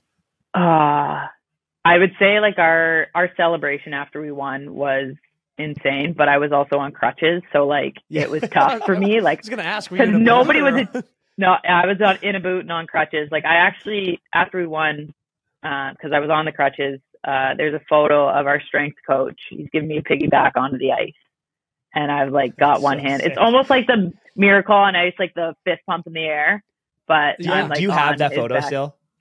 I will send it to you guys. Yes. Yeah, please send us that photo. Yeah, that is so awesome. Yeah. So those celebrations were pretty good. I'm trying to think of some good ones. I actually was just talking about it the other day with somebody. I've got some trauma from Clarkson from a couple of my teammates that definitely need to be called out, and that would be Erica Howe, Renata Fast, Shan McCauley, and Olivia Howe, because these fuckers would corner me in wherever we were in a rink, and we would always play keep-ups together. And like Renata had the chance to go D1 in soccer. Like Renata was an unbelievable soccer player, so she would pretty much just do keep-ups herself. They'd corner me and like tie me down, like hold me back, and they just kick the soccer ball at me. Like they would just hoof it at me. Yeah. And I'm like, you this jerk. Like, yeah, I agree. Just bullying. They made me tougher, apparently. So that would be one that's just got me. That is insane. You're too valuable. You're running the power play. You're PP1. They can't be kicking soccer balls. That's also the strangest decision for all of them to get together and be like, you know what we're gonna do? We're gonna just literally pegging Erin with the soccer ball. Yeah. It's just ridiculous. So they deserve that call out. Were they all your grade? Erica Howe was not. Howie was 2 years older, and then the other three were all my classmates. Yeah. Okay. Yeah. Jeez. Yeah. That's bullshit. That's savage. Yeah. And we got to tag them back for that. This isn't over. Just so they know. When they hear this, perfect. We are going to start planning something right now, and they will pay for that. We're gonna post this clip and just let them know that we're coming for them with a soccer ball at some point for sure. Incredible. Okay, Erin. So you actually mentioned earlier some of the mental health topics, right? And I want to get into a little bit of that because we got to read the In My Words article, which you did, which was so amazing. Mm-hmm. And I think, at least for me, the best way to get into this would be to talk about what you brought up in that article, which was November 20th, 2017. You get sent home from centralization. And in the article, you talk about how, you were a 15-year-old going to U18s, youngest ever. Like you are a hockey player. That's all the whole world knows about you. But you felt then and you feel now that you're so much more than that, right? So if you can just touch on a little bit for us and the listeners of what you were struggling with, how you found your way out, and what you're doing now to stay centralized and stay in the right mindset. Yeah, absolutely. And first, I just want to say thank you both for reading that. It's something that I kind of forget sometimes that it was done, that I did it. Like obviously, it was a big thing in the moment, but to know that you guys looked that up, I appreciate that. But for me, I think right after getting cut, it's you don't know what to do. Like your world's kind of ripped out from underneath you. Obviously, my dream was to go to the Olympics, and at that time, it wasn't meant to be. And I think one of the hardest parts, and like you said, I kind of touched on it, is it was always I had a lot of success in hockey. Like everything that I did, I was successful, and I was very fortunate to have that. And it was to have that first disappointment be with my biggest goal of going to the Olympics, that was one. Yeah.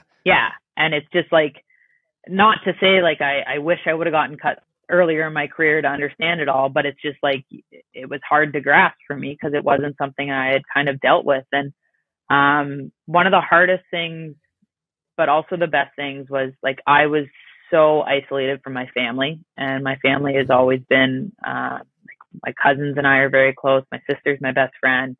And I very much just removed myself from everybody. It was hey, I'm going to hang out with different groups. I was going to when I first got back to Toronto, I was staying on different people's couches that I just I knew them, but kind of they wanted to help me, but it was just an awkward situation.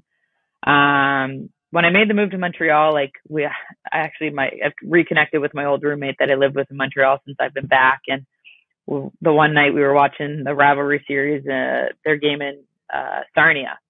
And after the game, we were going through our Snapchat memories from 2019 and 2020. And it was an absolute gong show, but it was just that's what I needed at that time.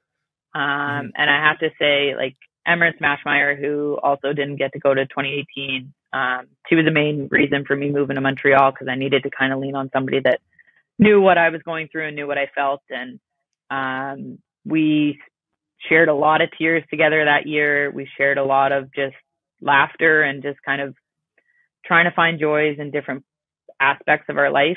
And I think for us, we both knew that it wasn't the end of the road for us, and we needed to find a way to kind of help each other get out of it. As for now, I feel like I've gotten a lot better at understanding who I am as a person. I joke sometimes that like I'm Erin and then I'm Bros at the rink. Like that's just like my alter ego is just like my hockey bros. And I have to be diligent and kind of reminding myself of that. And I think this year is a lot different than anything I've experienced before in the sense of our schedule and all our travel. And to truly be immersed in a team again, which we haven't had in so many years, it's just now understanding what I need to do at the rink to perform well, but also what I need to do for myself away from the rink in order to make sure that I'm taking care of myself. And I'm lucky that I've got people that have known kind of my ups and downs, and people like Laura Stacy and Marie Philippe who have kind of seen me at my worst, but also like understand how they can help me, and they do a great job by, like I always say, like when I get quiet, when I get frustrated, when I'm kind of not doing well and my anxiety's high, I very much become a little bit quiet, which is not my personality at the rink.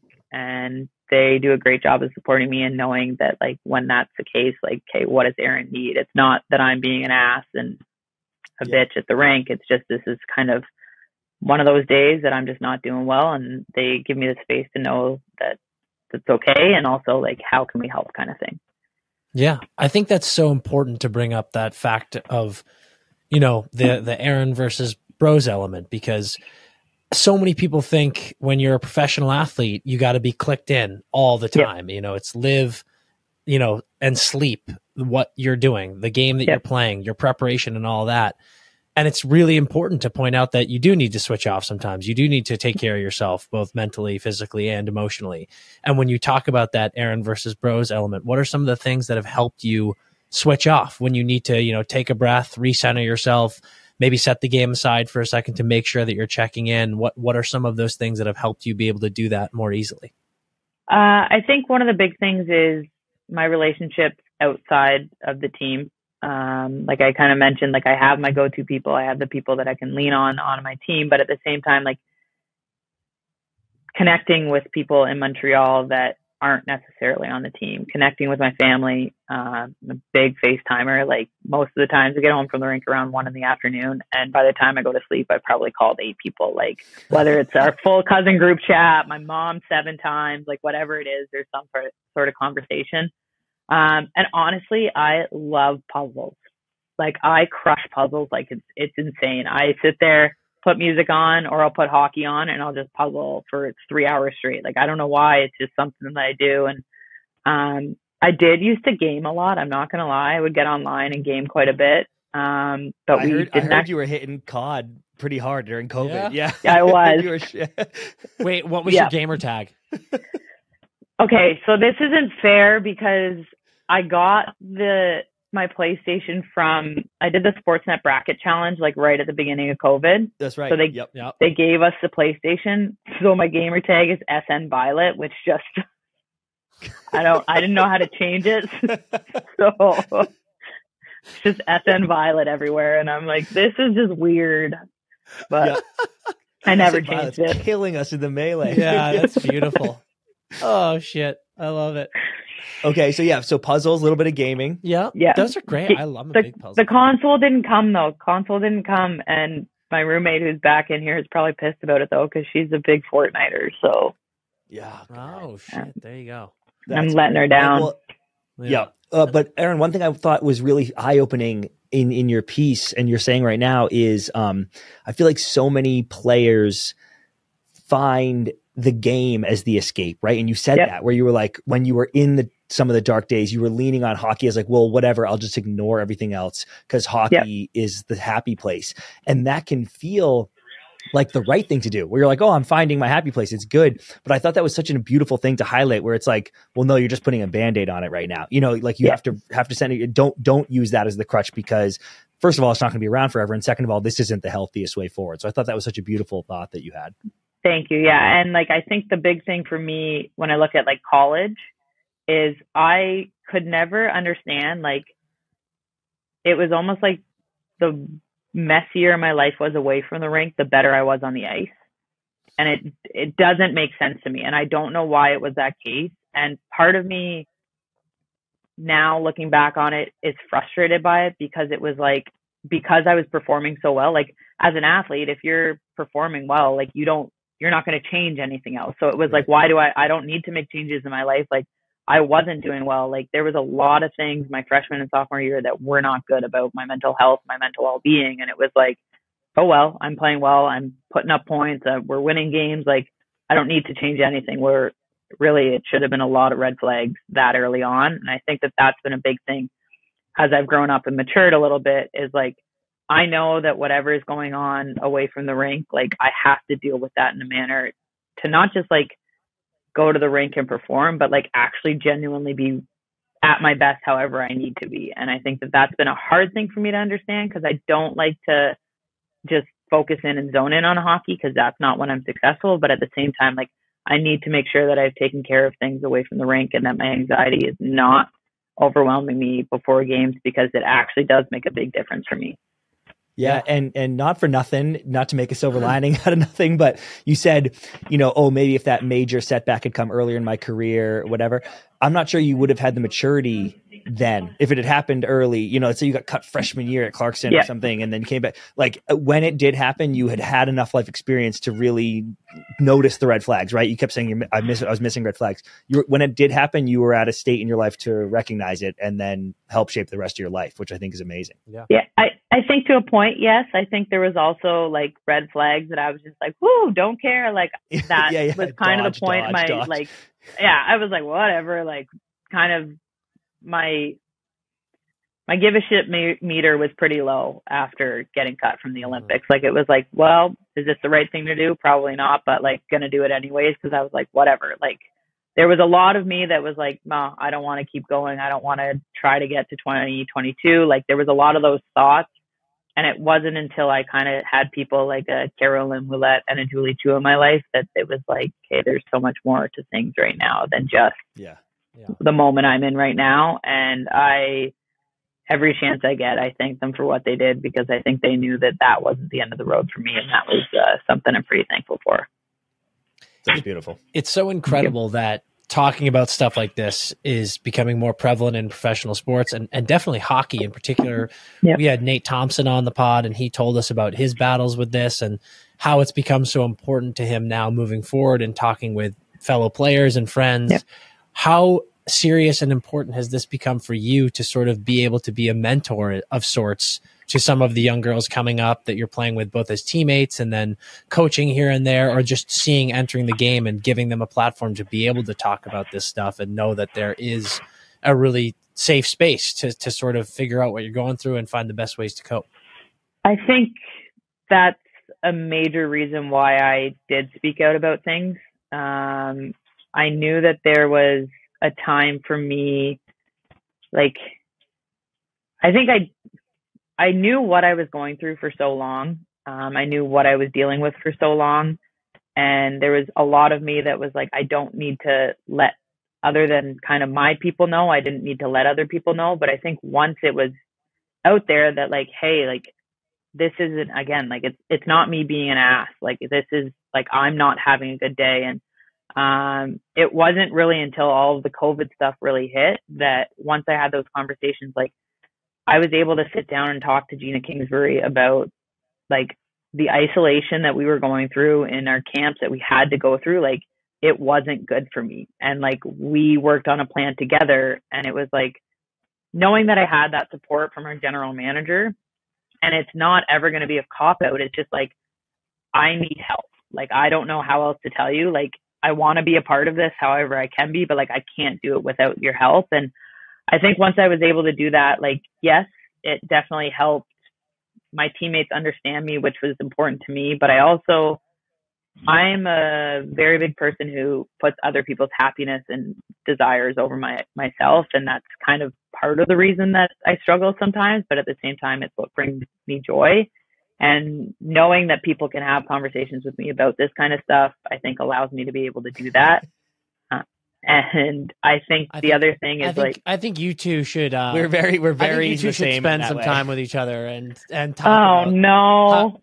How you're constantly putting other people above. No, yourself. Erin, I read something you said. You had a quote that you were like, I forget the exact quote, but it was something like, your favorite part about yourself is how compassionate you are, and your biggest flaw is that you get too compassionate. And I was like, oh my God, because very, very relatable content. And I'm just here to say that if you two want to just do stuff for me whenever you feel like it, I'm more than happy to accept that generosity. Oh, gladly we'll be able to do that. No, I think like, as for the next generation, like, I just think about the impact that a Haley Irwin had on me early on in my career with the national team. And it's like, I want to be able to do that for kids that are coming up. And that's not just somebody who's new to the senior team. That's people that are on the development team. That's people that are on the U18 team. And now even in this league, like, it's crazy to think that I'm kind of a vet in some ways, but I'm also like, I don't look at myself as a vet because I'm like, oh, I'm not on the back nine yet. Like, don't consider me a vet kind of thing. But there's just so many things that I've gone through that I'm like, if anything that I've experienced can help somebody in some way, a teammate, somebody that I care about, like, by all means, like, I always joke, I'm all ears, and it's not because I can hear well. It's because these things are so big. That's why I'm wearing the toque. So like, I am here for it, and I want it there. It took them a little while, Dan. Holy. Yeah. It's just something like I want to be able to help people however I can. And sometimes it takes a little bit of vulnerability to do that. Yeah, that's amazing. I mean, awesome. Like we said, I think it's so great how vocal you've been and the positive results that it's leading to. It's fantastic. And we talked about the setback that was huge, and you kind of discovering this stuff, but then you obviously decided to tighten up the laces again and get back out there, and bang, 2022, you get the call up and go to the Olympics in Beijing. Obviously you bring home the gold, but first it's been awesome reading about and hearing about now how close you are with your family. You've got the cousins group chat. You're obviously close with your immediate family. Tell us about what was happening when you were sitting back in Ontario and you got the call that you were on the team and headed to Beijing. And I want to hear how stressed mom was. Yeah. I heard it was up and down the stairs all morning. So don't leave out any details. It was. So we had come back from, we had a rivalry series, St. Louis, Minnesota, and we had a COVID outbreak. So we all had to go home and we had to be isolated for Christmas. So I was down in the basement the whole time and had our timing for when we were getting our calls. So we all knew when the day was. And I'm not kidding you. Like, I think my call was at like 10:30 that morning, and I was up at like 7:38ish. And my mom was up and down the stairs. Like, I was like, I could hear her pacing upstairs. I was like, Laura, like, you need to calm down right now because you're not helping me whatsoever. And it was awesome. My stepdad ended up going out and grabbing a bottle of champagne, and he came downstairs and he was wearing one of my jerseys from like my first world championship. And, I just remember calling everybody out. God. It's like, I just got emotional thinking about that. That's such a sick move. Yeah. And like, they actually, like, they weren't supposed to be around, obviously, but like, I was on the FaceTime or the Zoom call, and my mom and my stepdad are like just on the other side so they can hear every word. And I just see my mom just start sobbing as soon as I got named. And it was pretty special. Yeah. That's amazing. How were you? Obviously, there was some PTSD going into that call, but were you like, I'm on this team, come on? Or were you like, I literally have no idea? Like, you can be honest. No, I would never, this is the thing that I always say is like, I would never kind of lie or say like, I felt very good, especially after our world championships that were in August. Had our world championships in August, which I played really well there. And that was kind of like my big, because we hadn't had an event for so long. So kind of going into the Calgary World, it was like a lot was up in the air. Like, I felt like I knew where I was stood. And then like PP has always been my big thing. Like, that's something I run. Like, I take a heck of a lot of pride in like my power play abilities. And that was something that in Calgary, like, we were at lights out. Like, I think we were like 47% on the PP. And then that year, let's go. So there was a lot of good things that happened there, and then developed a lot of chemistry with Claire Thompson as my D partner. And like, I felt like the two of us were doing really well. So like, I felt very confident with the call, but like, again, like you said, like a lot of PTSD. Like, I I wasn't saying anything. I wasn't planning anything, looking ahead of anything after December 23rd, because I was like, I can't do it. So yeah, that's amazing. That's a great mindset to have. Yeah. So you get to the games, obviously you guys are buzzing immediately. You score in your debut, you lead all defensemen in points. Did it feel like a blur? Because, I mean, you guys, you rolled teams. It was unbelievable. And then obviously US gave you a little bit of a test, but honestly, it looked closer than it even was. Yeah, truly. Like you guys were dominant. What was all of the emotions going through? Were you taking it game by game? And when you think back on it now, does it feel like a blur, or do you kind of feel like you have a snapshot memory of every game and the whole process? Because like you said, COVID was still kind of a thing going on. Kind of. It was very much a thing. Yeah. You're in China too. Now you're going to China and playing in the Olympic Games. Like what was everything like there? I have to first correct you. I did not have the most points. My D partner did. Claire set the record. Most goals, for most though, points. I think. Yes, most goals. Yeah. Sorry, goals is what I meant. Had to give Claire credit there. Yeah, respect. Gotta show props to Claire. No, like I literally think I could probably tell you almost every shift of every game that I played. Like that was like how it was truly like they always talk about like just being in the zone. Like it was just like everything was just seamless. I've never in my life, nor do I ever think I'll play on a team. Like it was just everything worked. Like I think about the game, we were playing the Russians, and I can't actually say the Russians, but you know what I mean. And Emily Clark got pulled out of the game because her test was inconclusive, and that was the game we had to wear the masks. And Clarkie was on the line with Jenner and Pooh to begin the tournament. Mm-hmm. And then Clarkie got pulled, and then they put Nursey up there. And then Nursey went on to set every record possible. Yeah. So it was just like things like that. Like that's how seamless that tournament was. Like it was like our first line left winger at the time got taken off, couldn't play. And then Nursey went up there and then broke records. Like it was just like any hiccup, non-existent. It was just like I will never forget when the US scored to make it a 1-goal game in the gold medal game. And we there was not a ton of time left, but like a decent amount. Like it was possible. We all were like, oh, okay, sounds good. Like there Whatever. Was, yeah. So like we were like Blair Turnbull came to the bench and was like, it was a hell of a kill. Great job. Like we couldn't have done anything else. It was 6-on-4. Like that was unbelievable because they fought off like a good 35, 40 seconds probably before that. And it was like when we got them to that point of time left, we were like, no chance. Yeah. That's such an awesome feeling. Incredible. Oh. Yeah. And then, obviously it was reasonably locked down, but what'd you guys get up to after? We had a good celebration, so you couldn't go to any other houses. Okay, so usually you can kind of go amongst, and so we were just in ours, like the men's team was still there. So they were around for a little bit. A lot of the speed skaters were there. Nice. Yeah. And then we ended up going to, the third day after, I think it was, we had a dinner the one night, and the morning before that, we actually went up to the mountains to watch Blair Turnbull's fiance at the time compete in the bobsled. So awesome. And that was a rough. That's so awesome. That was a rough bus trip for Erin, and that is all we will say on this podcast. Yeah, that's all we need. I love to hear that. Yeah.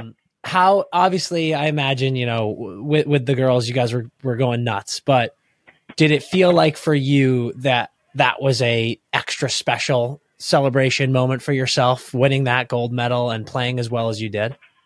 I think it was just so surreal. I think the hardest part about that entire celebration and incredible moment was that the families couldn't be there. Wow.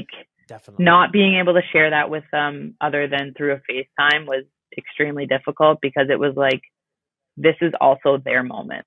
I just think of my dad getting all the calls and texts that he did, and my sister, and those kinds of things. And I just I wish I could have shared it with them, but also it kind of made it really special for our group.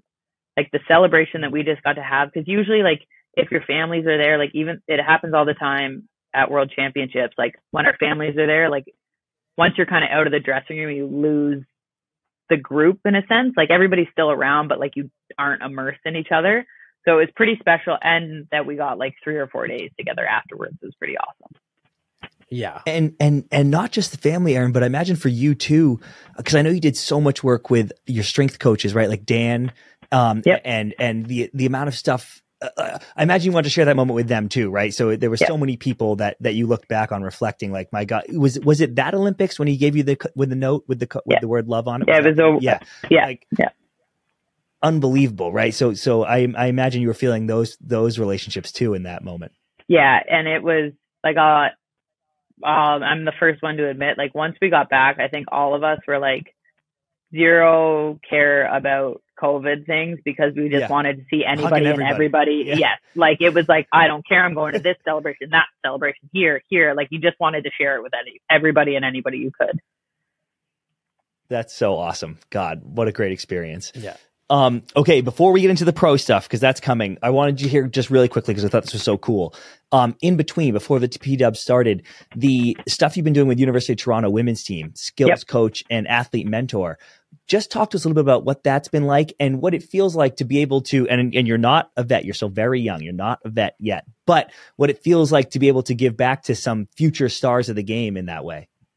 Honestly, I love it. I first got my opportunity with coaching at Concordia, like after I got released in 2017. And like that was really special for me. And then timing just didn't really work out. Once I got back to Toronto, I didn't get to kind of help out right away. And then Vicky Sanahara called me, and anytime somebody like Vicky Sanahara called you, like you're like, yeah, anything dropped. So I started out as like the skills coach. I would go once a week. And then as I usually do when this situation arises, it's like, oh, now I'm going to go to this game. Now I'm going to do this. And like by the end of the year, I went to the national championship tournament with them. Like it was like, oh, I'm coming on the bus. Like I was going to Montreal. There was no doubt about it. And I'm really passionate about it. Like I love getting to coach. I love getting to kind of teach. Like I am very much a high IQ, methodical hockey player. So it's almost frustrating in a sense trying to teach, but at the same time, it's something that I want to be able to do and kind of show people like a different side of the game or different looks, and been able to learn from like my head coaches that I've worked with are Carolyn Ouellette and Julie Chu and Vicky Sanahara, like 3 legends of the game that I've looked up to since I started playing. And I would say that all 3 of them are like very good friends of mine, and that's kind of cool to see. That's awesome. Yeah, it is. So we're going to get into the pro stuff. Mm-hmm. I love how you sort of have a history of remembering important dates in your life. So September 18th, 2023 is one that you will remember forever. Yep. And you're obviously here, you're in Toronto, where you grew up in a sense, and you are getting drafted into the PWHL, and you go in the first round to Montreal. On the scale of everything that's gone on, where does this moment rank for you? And how surreal was it to think, because it was really awesome seeing an interview you had in your last year at Clarkson. Yeah, I don't even know if you remember this. This really made me happy. We watched this really awesome interview where you're in your last year and someone's asking you about what you think you want to do after you leave school. And so emphatically, you were like, I want to be in hockey. Doesn't matter what. I want to play. I want to coach. I want to be in the world of hockey no matter what. And here you are playing professionally and being a first round pick in the inaugural draft of the P-Dub. It's like, how amazing is this? And how do you feel now? You know? Yeah, like September 18th was a whirlwind. My parents couldn't whirlwind. My parents couldn't come. So I invited my brother-in-law and my cousin to come with me. My sister was pregnant, so didn't really want to have to force her into that.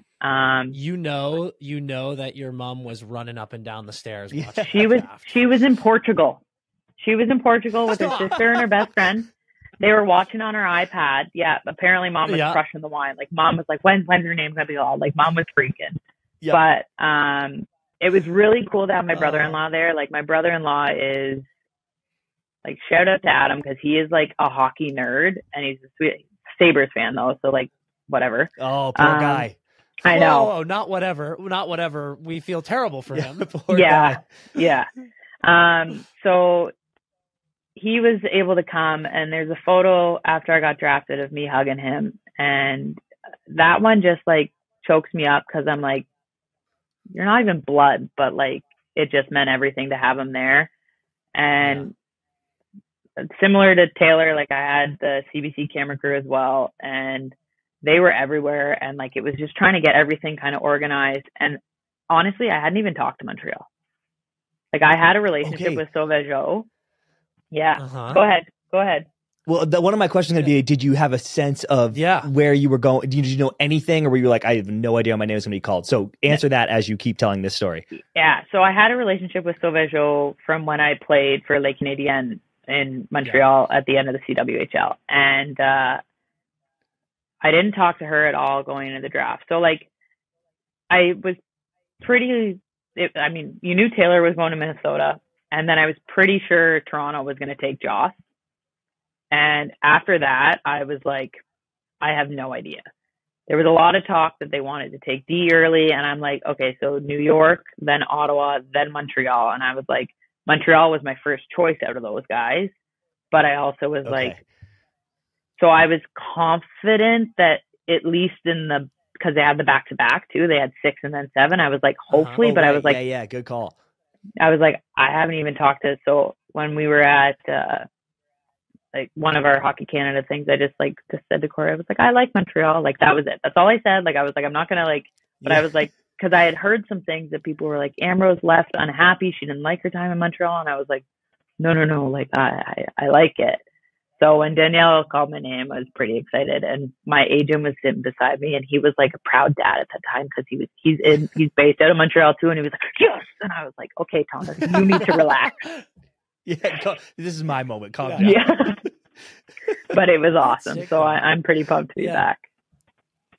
Yeah, it's incredible. I love the idea too of you're like like crossing your fingers to not get drafted higher. Like no, wait. Oh, come on, like it would have been awesome, and like especially seeing as the teams develop, kind of thing. Like it was pretty cool to see your friends and everything go to different places. But I was like, Montreal, like I want to play with Marie-Philippe Quinn. Like who doesn't?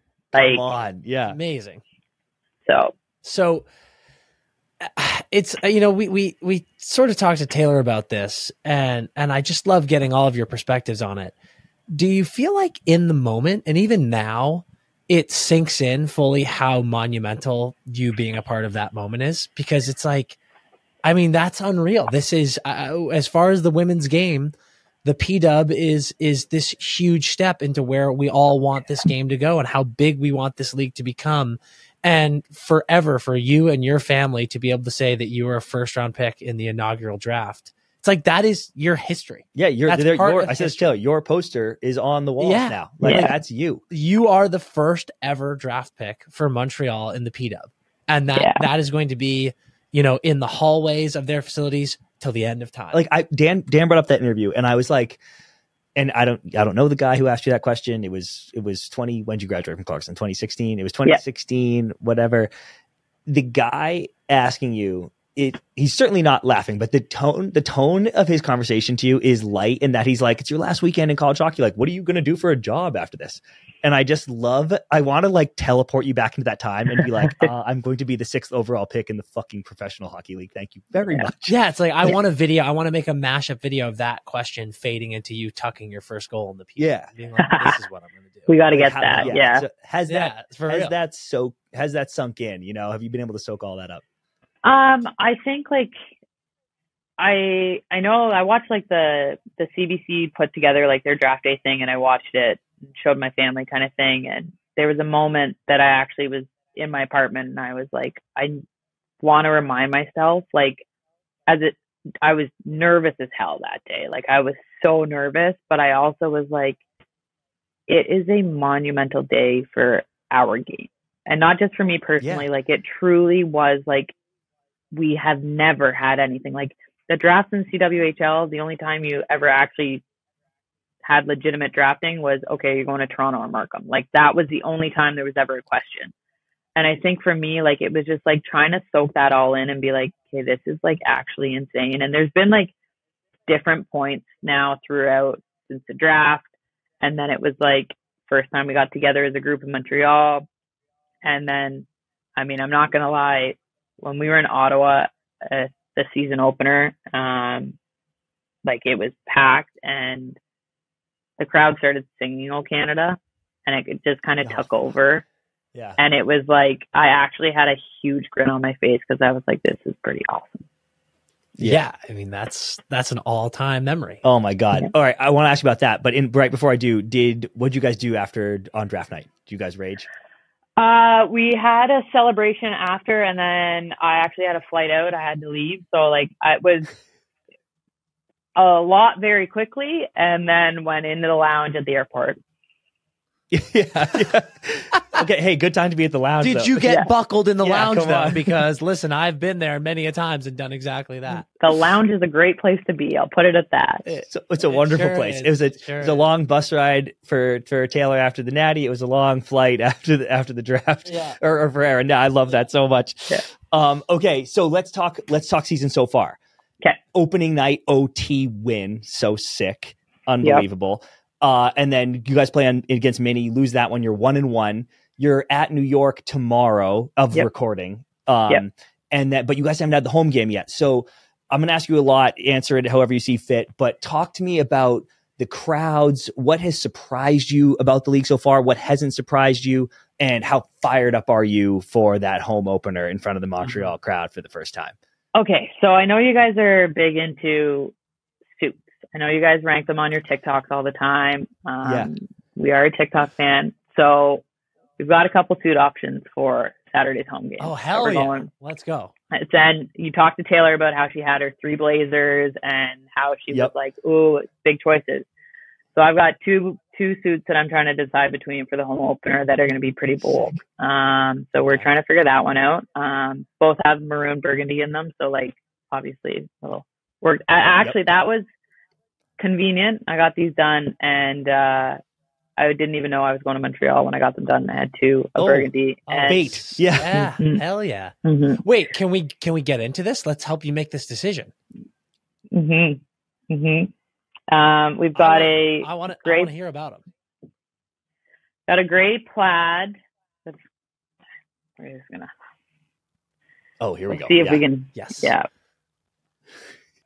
Yep. I can tell you this would stress me out. Oh my God, Dan. So it would stress me out, and I'm not even the fashion guy. I can't. You would have a heart attack. I truly would. Oh, damn. Wait, is that the line? Yeah. Yeah, that's the liner. I don't know how we beat that. Who is that very good dog? That's Henry. That's my dog. Yeah. Yep. Yeah. Well, it's going to be hard to top this. Yep. So then this is the burgundy one. Okay. So it's just like classy. That's gas. But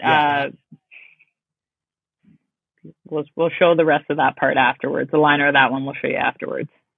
Okay. So yeah, we're just trying to decide like the gray and the burgundy. Like it doesn't actually show you the actual design of it very well, but we're just trying to figure it out. I don't know if it's too bold. Both good options. Wait, you think the burgundy might be too bold? That's not too bold. That thing that's fly. I think that plays well. I think the fans will love that. Don't worry about that being too bold. The question with the dog, have to splash the dog. Yeah. Is Henry in the burgundy one too? No. I think we go gray. Man, I think I want Henry on your back heading into opening night. Okay. At home. Yeah. You know? I'll take that into consideration. Take it into consideration. Just think about it. That's all we can ask. Yeah. But you said the crowd was amazing, right? So talking about some of the hype that's been there and all honestly, all the experiences so far in the first couple of weeks here. It's been phenomenal. Like, I think blown away in Ottawa. I think it was Haley Salvian talked about it, that Marie-Philippe Poulin got booed in our nation's capital, which I think is the craziest thing in the world. But like, she went to take that penalty shot and I was like, what is happening? We actually got booed when we first went onto the ice, and I was walking out because I'm last to go out, and I'm like in the tunnel. I'm like, I've never been booed before in my life, Yeah. So it was just like sweet to like, it was surreal. And then Minnesota's fans must have pumped you up a little bit. Yeah. A little bit. Yeah. Little wee bit. Yeah. Yeah. Yeah. A little bit. Little fired up. Minnesota was awesome. Although I think this is the first time I experienced, like, it was like anytime Heisey had the puck, like over her own blue line, it was like, oh! And I was like, guys, she's not even taking a shot. Like that was the first time I've really like heard the fans get into it that much. And it was like, oh my God, okay, it was a dump in. It wasn't that close to going in, like settle down kind of thing. She rimmed it. Chill out. But it was pretty awesome. Like, go ahead. You know what I love about this is there's animosity building already. Yeah, hell yeah. And what I think, Erin, there's two things right now that I'm so eager to ask you. And one of them is this. This might be the one I'm most excited about. Do you feel like, it's the first season? Yeah. Do you think that there's rivalries already brewing, or are there rivalries that already exist because of certain players on certain teams? And do you think that those are going to keep growing? Like, what are you feeling like is Montreal's rival right now, if there is one yet? I think all of the above. Hell yeah. I truthfully think like it's just going to be every team. Like, yeah. I think by the time we play each other the third time, like it's going to be like, I think of that Ottawa game. Like, I think our next game against Ottawa is going to be in the best way possible, mayhem. Yep. Like, it'll be sick. I love that. Okay. So then, perfect follow-up. The games have been so physical. Yeah. I mean, that Ottawa game, you gals were throwing bodies around. It was amazing. People were getting rubbed off into the boards hard. Yeah. So as a fan, I thought it was electric. I loved it. And I feel like that's been a pretty general reaction across the, fans across the continent and the world, frankly. Yeah. So where are you standing? Do you think that the girls in the locker room are like that? Do you want more of that? Because I remember talking to Bilks and Taylor, and they were kind of like, "Fuck yeah, I want to hit people. Yeah. I want more of this in the game." Where do you stand on that? I'm definitely on that side of it. I think we have to figure out what it's going to be. I think there's been sometimes like, I mean, we've had a prime example is like Leah Lum took a penalty against Minnesota, and it was like that exact same thing has happened in every other game and it's not being called. Yep. So that's just the hard part. And like, honestly, we're still trying to figure out, like, is that allowed? Is it not allowed? Like, anything along the boards, I'm all for. Yeah, I think like if you're going, like, I think that's for sure. I think the stuff in the open ice, I think, is a little bit iffier. Like, we got to figure it out. I mean, a lot of people probably have never played hitting before. Then you've got somebody like me who, like, a lot of our international games get physical, but like, it's not like a true, like, so, okay, I haven't played true checking since I was 14 years old playing boys hockey kind of thing. So I think it's a little bit of both. Like, I want the physicality. Like, I think it's really stepped up the intensity of our game.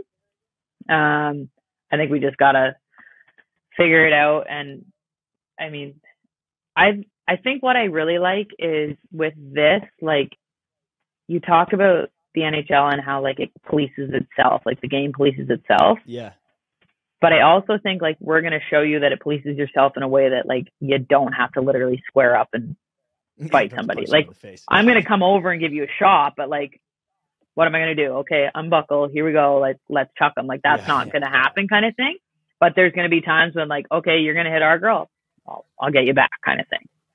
Yeah, that's a cool take, actually, because I've always felt that I've always been in that camp of like, well, yeah, the NHL, that's why you have fighting, because you got to protect the star players and blah blah blah. But I think this will be a great case study of like, hey, listen, the game can police itself without punching you in the face in the middle of center ice. Yeah, true. And it's just been really cool. I mean, we're so few games into the season already, but the energy is so there, and people are buzzing about it. And I also think it's really cool how already there are so many people talking about ways that the NHL can continue to adapt and improve based on what the PW is doing. I mean, the point system jailbreak, is something that people system, yeah. It's just all this stuff. It's a rising tide situation. And I think having the PW is something we've been talking about, we've been banging the drum hard on, and it's just going to make all the leagues improve and get spotlight on every facet that we possibly can. So it's just so awesome to see how high energy it's been so far to start. It's been such a blast. When can we go on record when you're going to have the first tuck? I saw you got the first Pims out of the way game one. But yeah, I did. I didn't think it was a penalty, and I'm like to the ref after, and it was a penalty.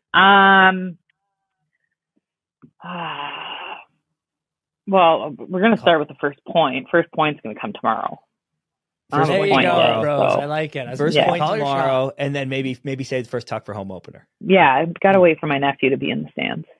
Oh, there you go. Yes, I love that. A nice peeper goal at home would feel quite nice. Yeah, I like that. What can you tell us? What are you allowed to tell us about the team names? I don't know a thing. Don't know a thing. I literally don't know a thing. Yeah. Are you allowed to say if you like all the rumors? Like we have the rumored names. Do you like those, or are you a company line? We love everything. I was surprised. Okay, I'll leave it at that. Fair enough.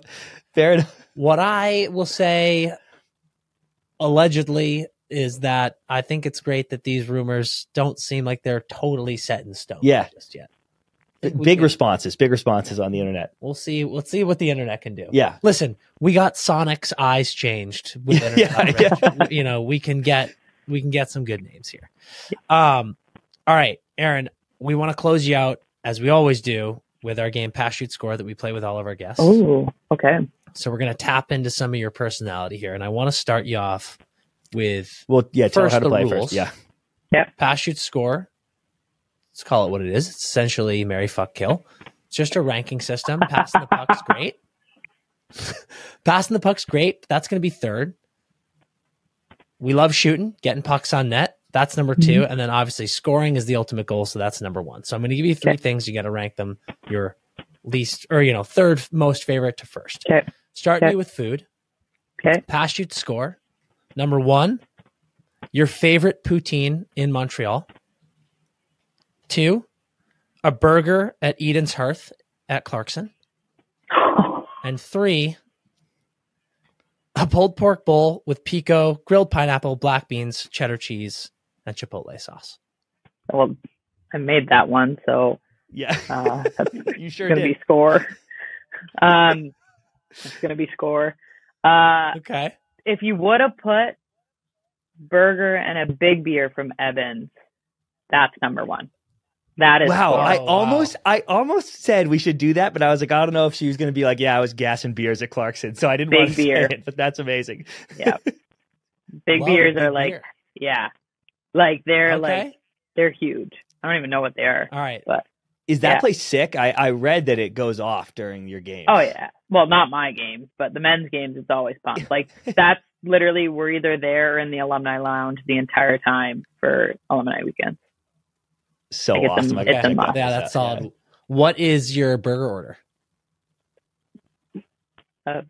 Patty, cheese, tomato, and ketchup. So, nothing. Okay, weird. simple. Nothing, yeah. That was all I was curious about. Yep. Some people throw mushrooms and bacon. On it. No. Simple. Okay, but so that's your shoot, and the poutine's pass. Have you gotten to poutine at all in Montreal, or not really? No, like body of an athlete here, so I'll go for the big beer at Evans instead of the poutine. The Evans big beer takes the cake. Over the gravy. I feel like I'm such a Pooter fan, and no one we've talked to is into it yet. Every time someone from Montreal comes on, we ask about the poutine, and they're like, "I don't eat it." Cole doesn't rock with it at all. It drives me insane. Okay. LABATT Keys, though. Listen, when you guys are in Montreal, LABATT Keys. Yeah. Okay. Oh, yeah. That's where. Yeah. What's some of your favorite food spots in Montreal? Right there. Grinder is a restaurant in Griffintown. Yep. Unbelievable. September, the cafe, coffee shop. Best pancakes ever. Okay. Yeah. That's a staple. Okay. Nice. That's huge. It's like huge. Pancakes with a little bit of salt on top too. Oh, so good. Oh, yeah. Salt? Yeah, dude. It's just like ice cream. You put a little bit of salt on anything nice and sweet, really? Activates the flavor like you read about. Wow. Yeah. Okay. This category is obsessions. All right. Pass, shoot, score. Cockapoo dogs. Nice watches. Or Gerber daisies.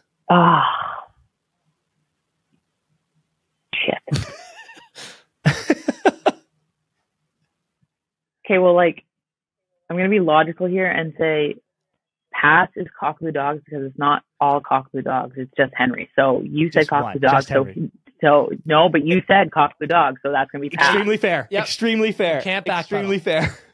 And then I probably have to say shoot is nice watches because I have 2 tattoos of Gerber Daisies on me. So, like, they're with me for life. So, like, probably going to have to be score. The watches you can take off. Yes. Yes. Very fair. Okay. Very fair. That's well done. And tell us a little bit about the tattoos before you go. Just what those mean to you. Gerber Daisy is my family's favorite flower. So my mom, my Nana, and my sister. I have one on the back of my arm, which is 3 of them for the 3 of them. And then I have one on my top of my foot, actually, which is a purple one. So that one, love it. Only see that one in heels, though. Yeah. All right, Erin. We've taken up enough of your time. This has been an absolute blast. We can't thank you enough for coming on. Before we let you go, is there anything you want to shout out, say what's up to, anything like that? Check out PWHL Montreal. Team to beat. Hell yeah. There you go. That's it. Thank you, guys. Right. Thanks again, Erin. Can't wait. We'll be tuning into the game. Good luck tomorrow, Erin. Thank you. Guys, BetMGM app. You have to get on this thing. I'm giving you offers here. I got deals. You're going to use promo code NETTERS158. That's NETTERS158. And then you get to place a bet on the BetMGM app. Win or lose, you get $158 back. Free bets with that thing. Are you kidding me? We're ramping up. The season's getting to All-Star break. There's a ton to bet on. Take advantage of this offer. You are going to love it. Disclaimer. See BetMGM.com for terms and conditions. U.S. promotional offers not available in D.C., Mississippi, New York, Nevada, Ontario, or Puerto Rico. Gambling problem? Call 1-800-GAMBLER. Call 877-8-HOPE-NY or text HOPE-NY for New York. Call 1-800-NEXT-STEP for Arizona. 1-800-327-5050 for Massachusetts. 1-800-BETS-OFF for Iowa. 1-800-270-7117 for confidential help in Michigan. 1-800-981-0023 for Puerto Rico. First bet offer for new customers only in partnership with Kansas Crossing Casino and Hotel. Massive thank you to Erin. Huge. We kept her up on a school night, dude. Yeah, love Erin. On a work night. Love Erin so much. Like you said, Erin played that next day and lit it up. Yeah. And then has gone on a tear since. And then has just been so fun. Yeah. Such a homie. Like, she's the best, yeah. Certified homie for the Empty Netters crew because Erin is so cool, so much fun to talk to. And if you didn't get it from that interview, the P-Dub is sick. It's firing. Like, truly, watch those games. Those ladies are buzzing and, smoking each other, playing such an intense game of hockey, highlight reel goals coming out of every single game. So, get dialed in, no question about it. What do we got? We get overtime, and you know what that means. Yeah. Little armchair GM and a little saucy predictions. Yeah. Let's Blakey. get into armchair GM. Blakey, hit us with the results of last week. Okay, so big week for CP last week. I know. Have you guys already peeked at this? No, I haven't peeked, but I just see like when it comes up like Hedman 4.9. I'm like, yeah, I like being surprised, but like I was just looking at a couple of my players just not doing it. Yeah, so I guess we'll give an update on the standings. So after last week, after Chris's 39 points last week, he now has a cumulative 62. And Dan had 25 points last week for an accumulative 59. So Chris is in the lead as of now by 3 points. Big. That's a dominant week. He had a big week from one Austin Matthews. Yeah. 5 goals, 3 assists for 13 points on our scoring system. Definitely a big comeback week for CP to make things interesting. I think next week I'll implement a theme. Oh, yeah, fuck. Okay, yeah, we'll do that next week. Yep. We'll still keep the same rules. Can't pick anyone that was picked the week prior. Okay, so can you give us a rip of who's off limits? So, off limits from Dan's team, we have JT Miller, Sam Reinhart, Philip Forsberg, Dobson, Charlie McAvoy, and Demko. And then from CP's team, we have Willie Stiles, Pedersen, Austin Matthews, Evan Bouchard, Victor Hedman, and Ilya Sorokin. I don't know if there's anything to this, but the person that is picked first both weeks has shit on the other person. I know. It's something and I don't think that's going to hold. Like, I think that was totally random. It's something to keep an eye on. I'm also going to tell you this right now. For the fun of this, what I could do is go right back to my team first in week 1, but I'm not going to do that. I don't even think you'd want to do that, though. I mean, there's certain players that could definitely, like going back to Pasta and going back to Cooch is obviously would be fun, but I'm going to try to keep mixing it up a little bit here. So I've got first pick. You do. Man, there are some players here that just feel so insane to not. I am going to start off my team. My first pick, I am going to go with the surging Avalanche.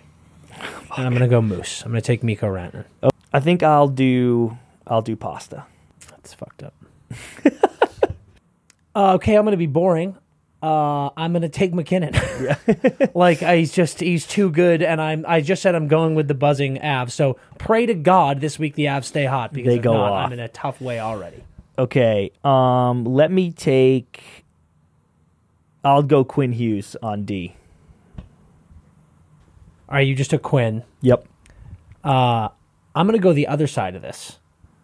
A guy that I've been pumping the tires of all season long, not getting enough shine, Philip Hronek. Hronek has been really good, awesome all season long, and, benefiting from a great Vancouver team. But I love me some Hronek, and I want to see him have a nice week, carry me to a victory. Very cool. Yeah. All right, I'm going left wing. I'll take Kevin Fiala, friend of the program. Love that. I'm going to round out my D. I'm going to take Carlson. I just think... Fuck, I wanted him so bad. Suck on that, bitch. I just think we're entering a little phase here where Crosby's going to get pissed and be like, we got to stop fucking losing. Damn. And I just think that's going to lead to some Carlson points, so I'm taking EK. I really wanted that. I can't believe you just got him. I'll take Yossi. Actually, yeah, I'll take Yossi. Okay. I am going to ride the new coach bump with my goaltender and take Sorokin. Fuck. Ooh, yeah. Sorokin was picked last week. Yes. Fuck by you. CP. Sorry. Damn it. Give me... No, I'm not going to do it. You know who I am going to do? Linus Ullmark. Oh, shit. Ullmark back in the lineup. He's going to start getting some games here. He's going to get me some points. What were you going to do? I was going to do goalie Bob. Oh. The Panthers are buzzing, but that man is too trick-or-treat for my liking. Give me goalie Bob. Nice. I was going to do it. I was so positive you're going to say it. Nice. Fuck it, dude. All right, what do you need in left, Deb? All right, rounding out my left wing, I really, really, really like two guys here. I'm going to tell you who they are. I like Jason Robertson, and I like Matthew Tkachuk. I think Matthew Tkachuk has woken up a little bit. I like it. I think Dallas is just like struggling. Robo has been playing a little bit of slower pace than he was last year. So I'm going to go with Matty Tkachuk. Okay, and for my center, give me Draisaitl. Let's see if the first pick team continues to stay in form. Yep, I'll keep track for next week, and we'll have a theme incoming for next week. Yes, Beautiful. please. So last week, we had to eat some nice last stab hot sauce because we fucked up our saucy predictions. What was yours? Or Was, what was yours this week? Yeah. Mine was that Jacob Markstrom would be traded. And Because he was pulled off the ice. And he wasn't. And remember, there was a time where you said that wouldn't be saucy enough? Yep. Well, I got it right. I should have to eat another one for If that comment. he gets traded before the deadline, do I at least get a... Maybe you can give out a I get to give someone. basically, you'll give it to me. Yeah. Okay. Deal. Mine was that Sam Reinhart was 1 goal behind Austin Matthews. Yeah. And I said by the end of the week he would have more goals than Matthews. Between Monday to Monday, Sam Reinhart scored 0 goals and Austin Matthews scored 4 goals in 3 games. Yeah. So that would also be an L. Yeah. So we're going to last stab it up yet again here. And I'm just telling you folks, I really hope this doesn't become a... reoccurring theme. Yes. Okay. Ready? Yep. I do, though, because the clips are hilarious. Here to we edit. go. Cheers. Don't touch anything. Cheers, sir.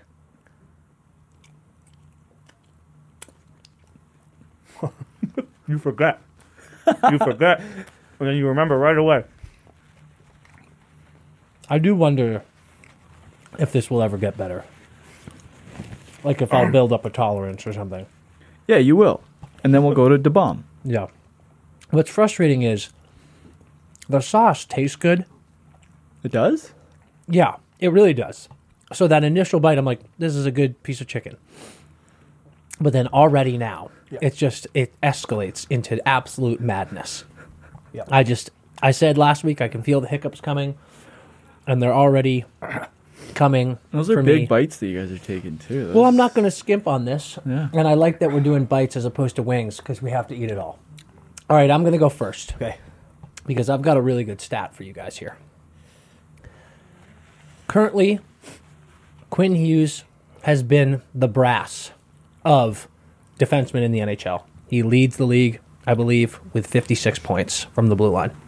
Holy fucking shit. Right behind him is Cale Makar with 54. I believe that Cale Makar will be the league leading defenseman in points by this time next week over Quinn Hughes. Okay, good one. Now, I make this pick because of this stat. Cale Makar just got his 300th point in his career, becoming the second fastest defenseman. Behind to who? do so. Behind who? Number 4. Bobby Orr. Do you have a guess how many games it took Bobby Orr to get 300 career points as a defenseman? Oh my God. I think I saw. So I'm going to be close. You want me to withhold my guess because of that? Yeah, do you know? No. Guess. How many games it took Bobby Orr to get 300 career points? 250? 279 games. Jeez. How So many do you crazy. think it took Cale? Because I love these stats. I'll go 350. Okay. I love these stats because, Jesus Christ. This one's bad. It always is like, Connor McDavid reaches like 500 points. He's the fourth fastest to do so. And the top ones are Lemieux, Gretzky, Messier, and it's such a preposterous number. It's like the stats back then were absurd. Cale did it in 280 games. Literally one less. So when people talk about this, Cale might be the greatest defenseman of all time at the end of the day. It's not ridiculous. It's not that crazy. Because Bobby didn't play that long. And here you see Cale, 300 points in 280 games. Bobby, 300 points in 279 games. And Cale's already won a cup. He's already won a Norris. And he's already won a Conn Smythe. Like, he might do it. So, Cale's my guy. Great pick. Go for it. Okay. Sidney Crosby is on a 4-game point streak as of right now. He has 3 games this week. You boys But- are dying. By this time next Not week, good. he will be on a 7-game point streak. But to make it saucy enough, he has to score at least 1 goal. So we can't just have 3 games where he has an assist each game. 7-game point streak with another goal over the next 3 games. That's my prediction. Okay. One thing I wanted to note, in Sid's 18-year career, never once has he finished a season with more goals than assists. He had 1 more assist in 16-17, and he had 2 more assists in 10-11, so it was close, but never once. Right now, he has 26 goals and 21 assists. Yeah. And it's not because he's not passing, it's because the fucking Penguins can't finish. Like, no one on the team can fucking score. So figure it out if you want to. Like, I just said you're giving up the 3rd least goals in the league, and Sid's firing. Just fucking shoot in the puck when he passes it to you, Yeah. and you'll be in the playoffs. Yeah. That's it. Beautiful. Okay. That is it for us this week at the Empty Nerders Podcast. We love you guys. We wouldn't do this stuff if we didn't love you. Do us a favor. If you're listening on Spotify, give us a 5-star review. If you're watching on YouTube, please like, subscribe, spread the word, keep building up this fam. We absolutely love you. I am going to go ice my mouth. And until we see you next week, Skate hard. We got to go. woo!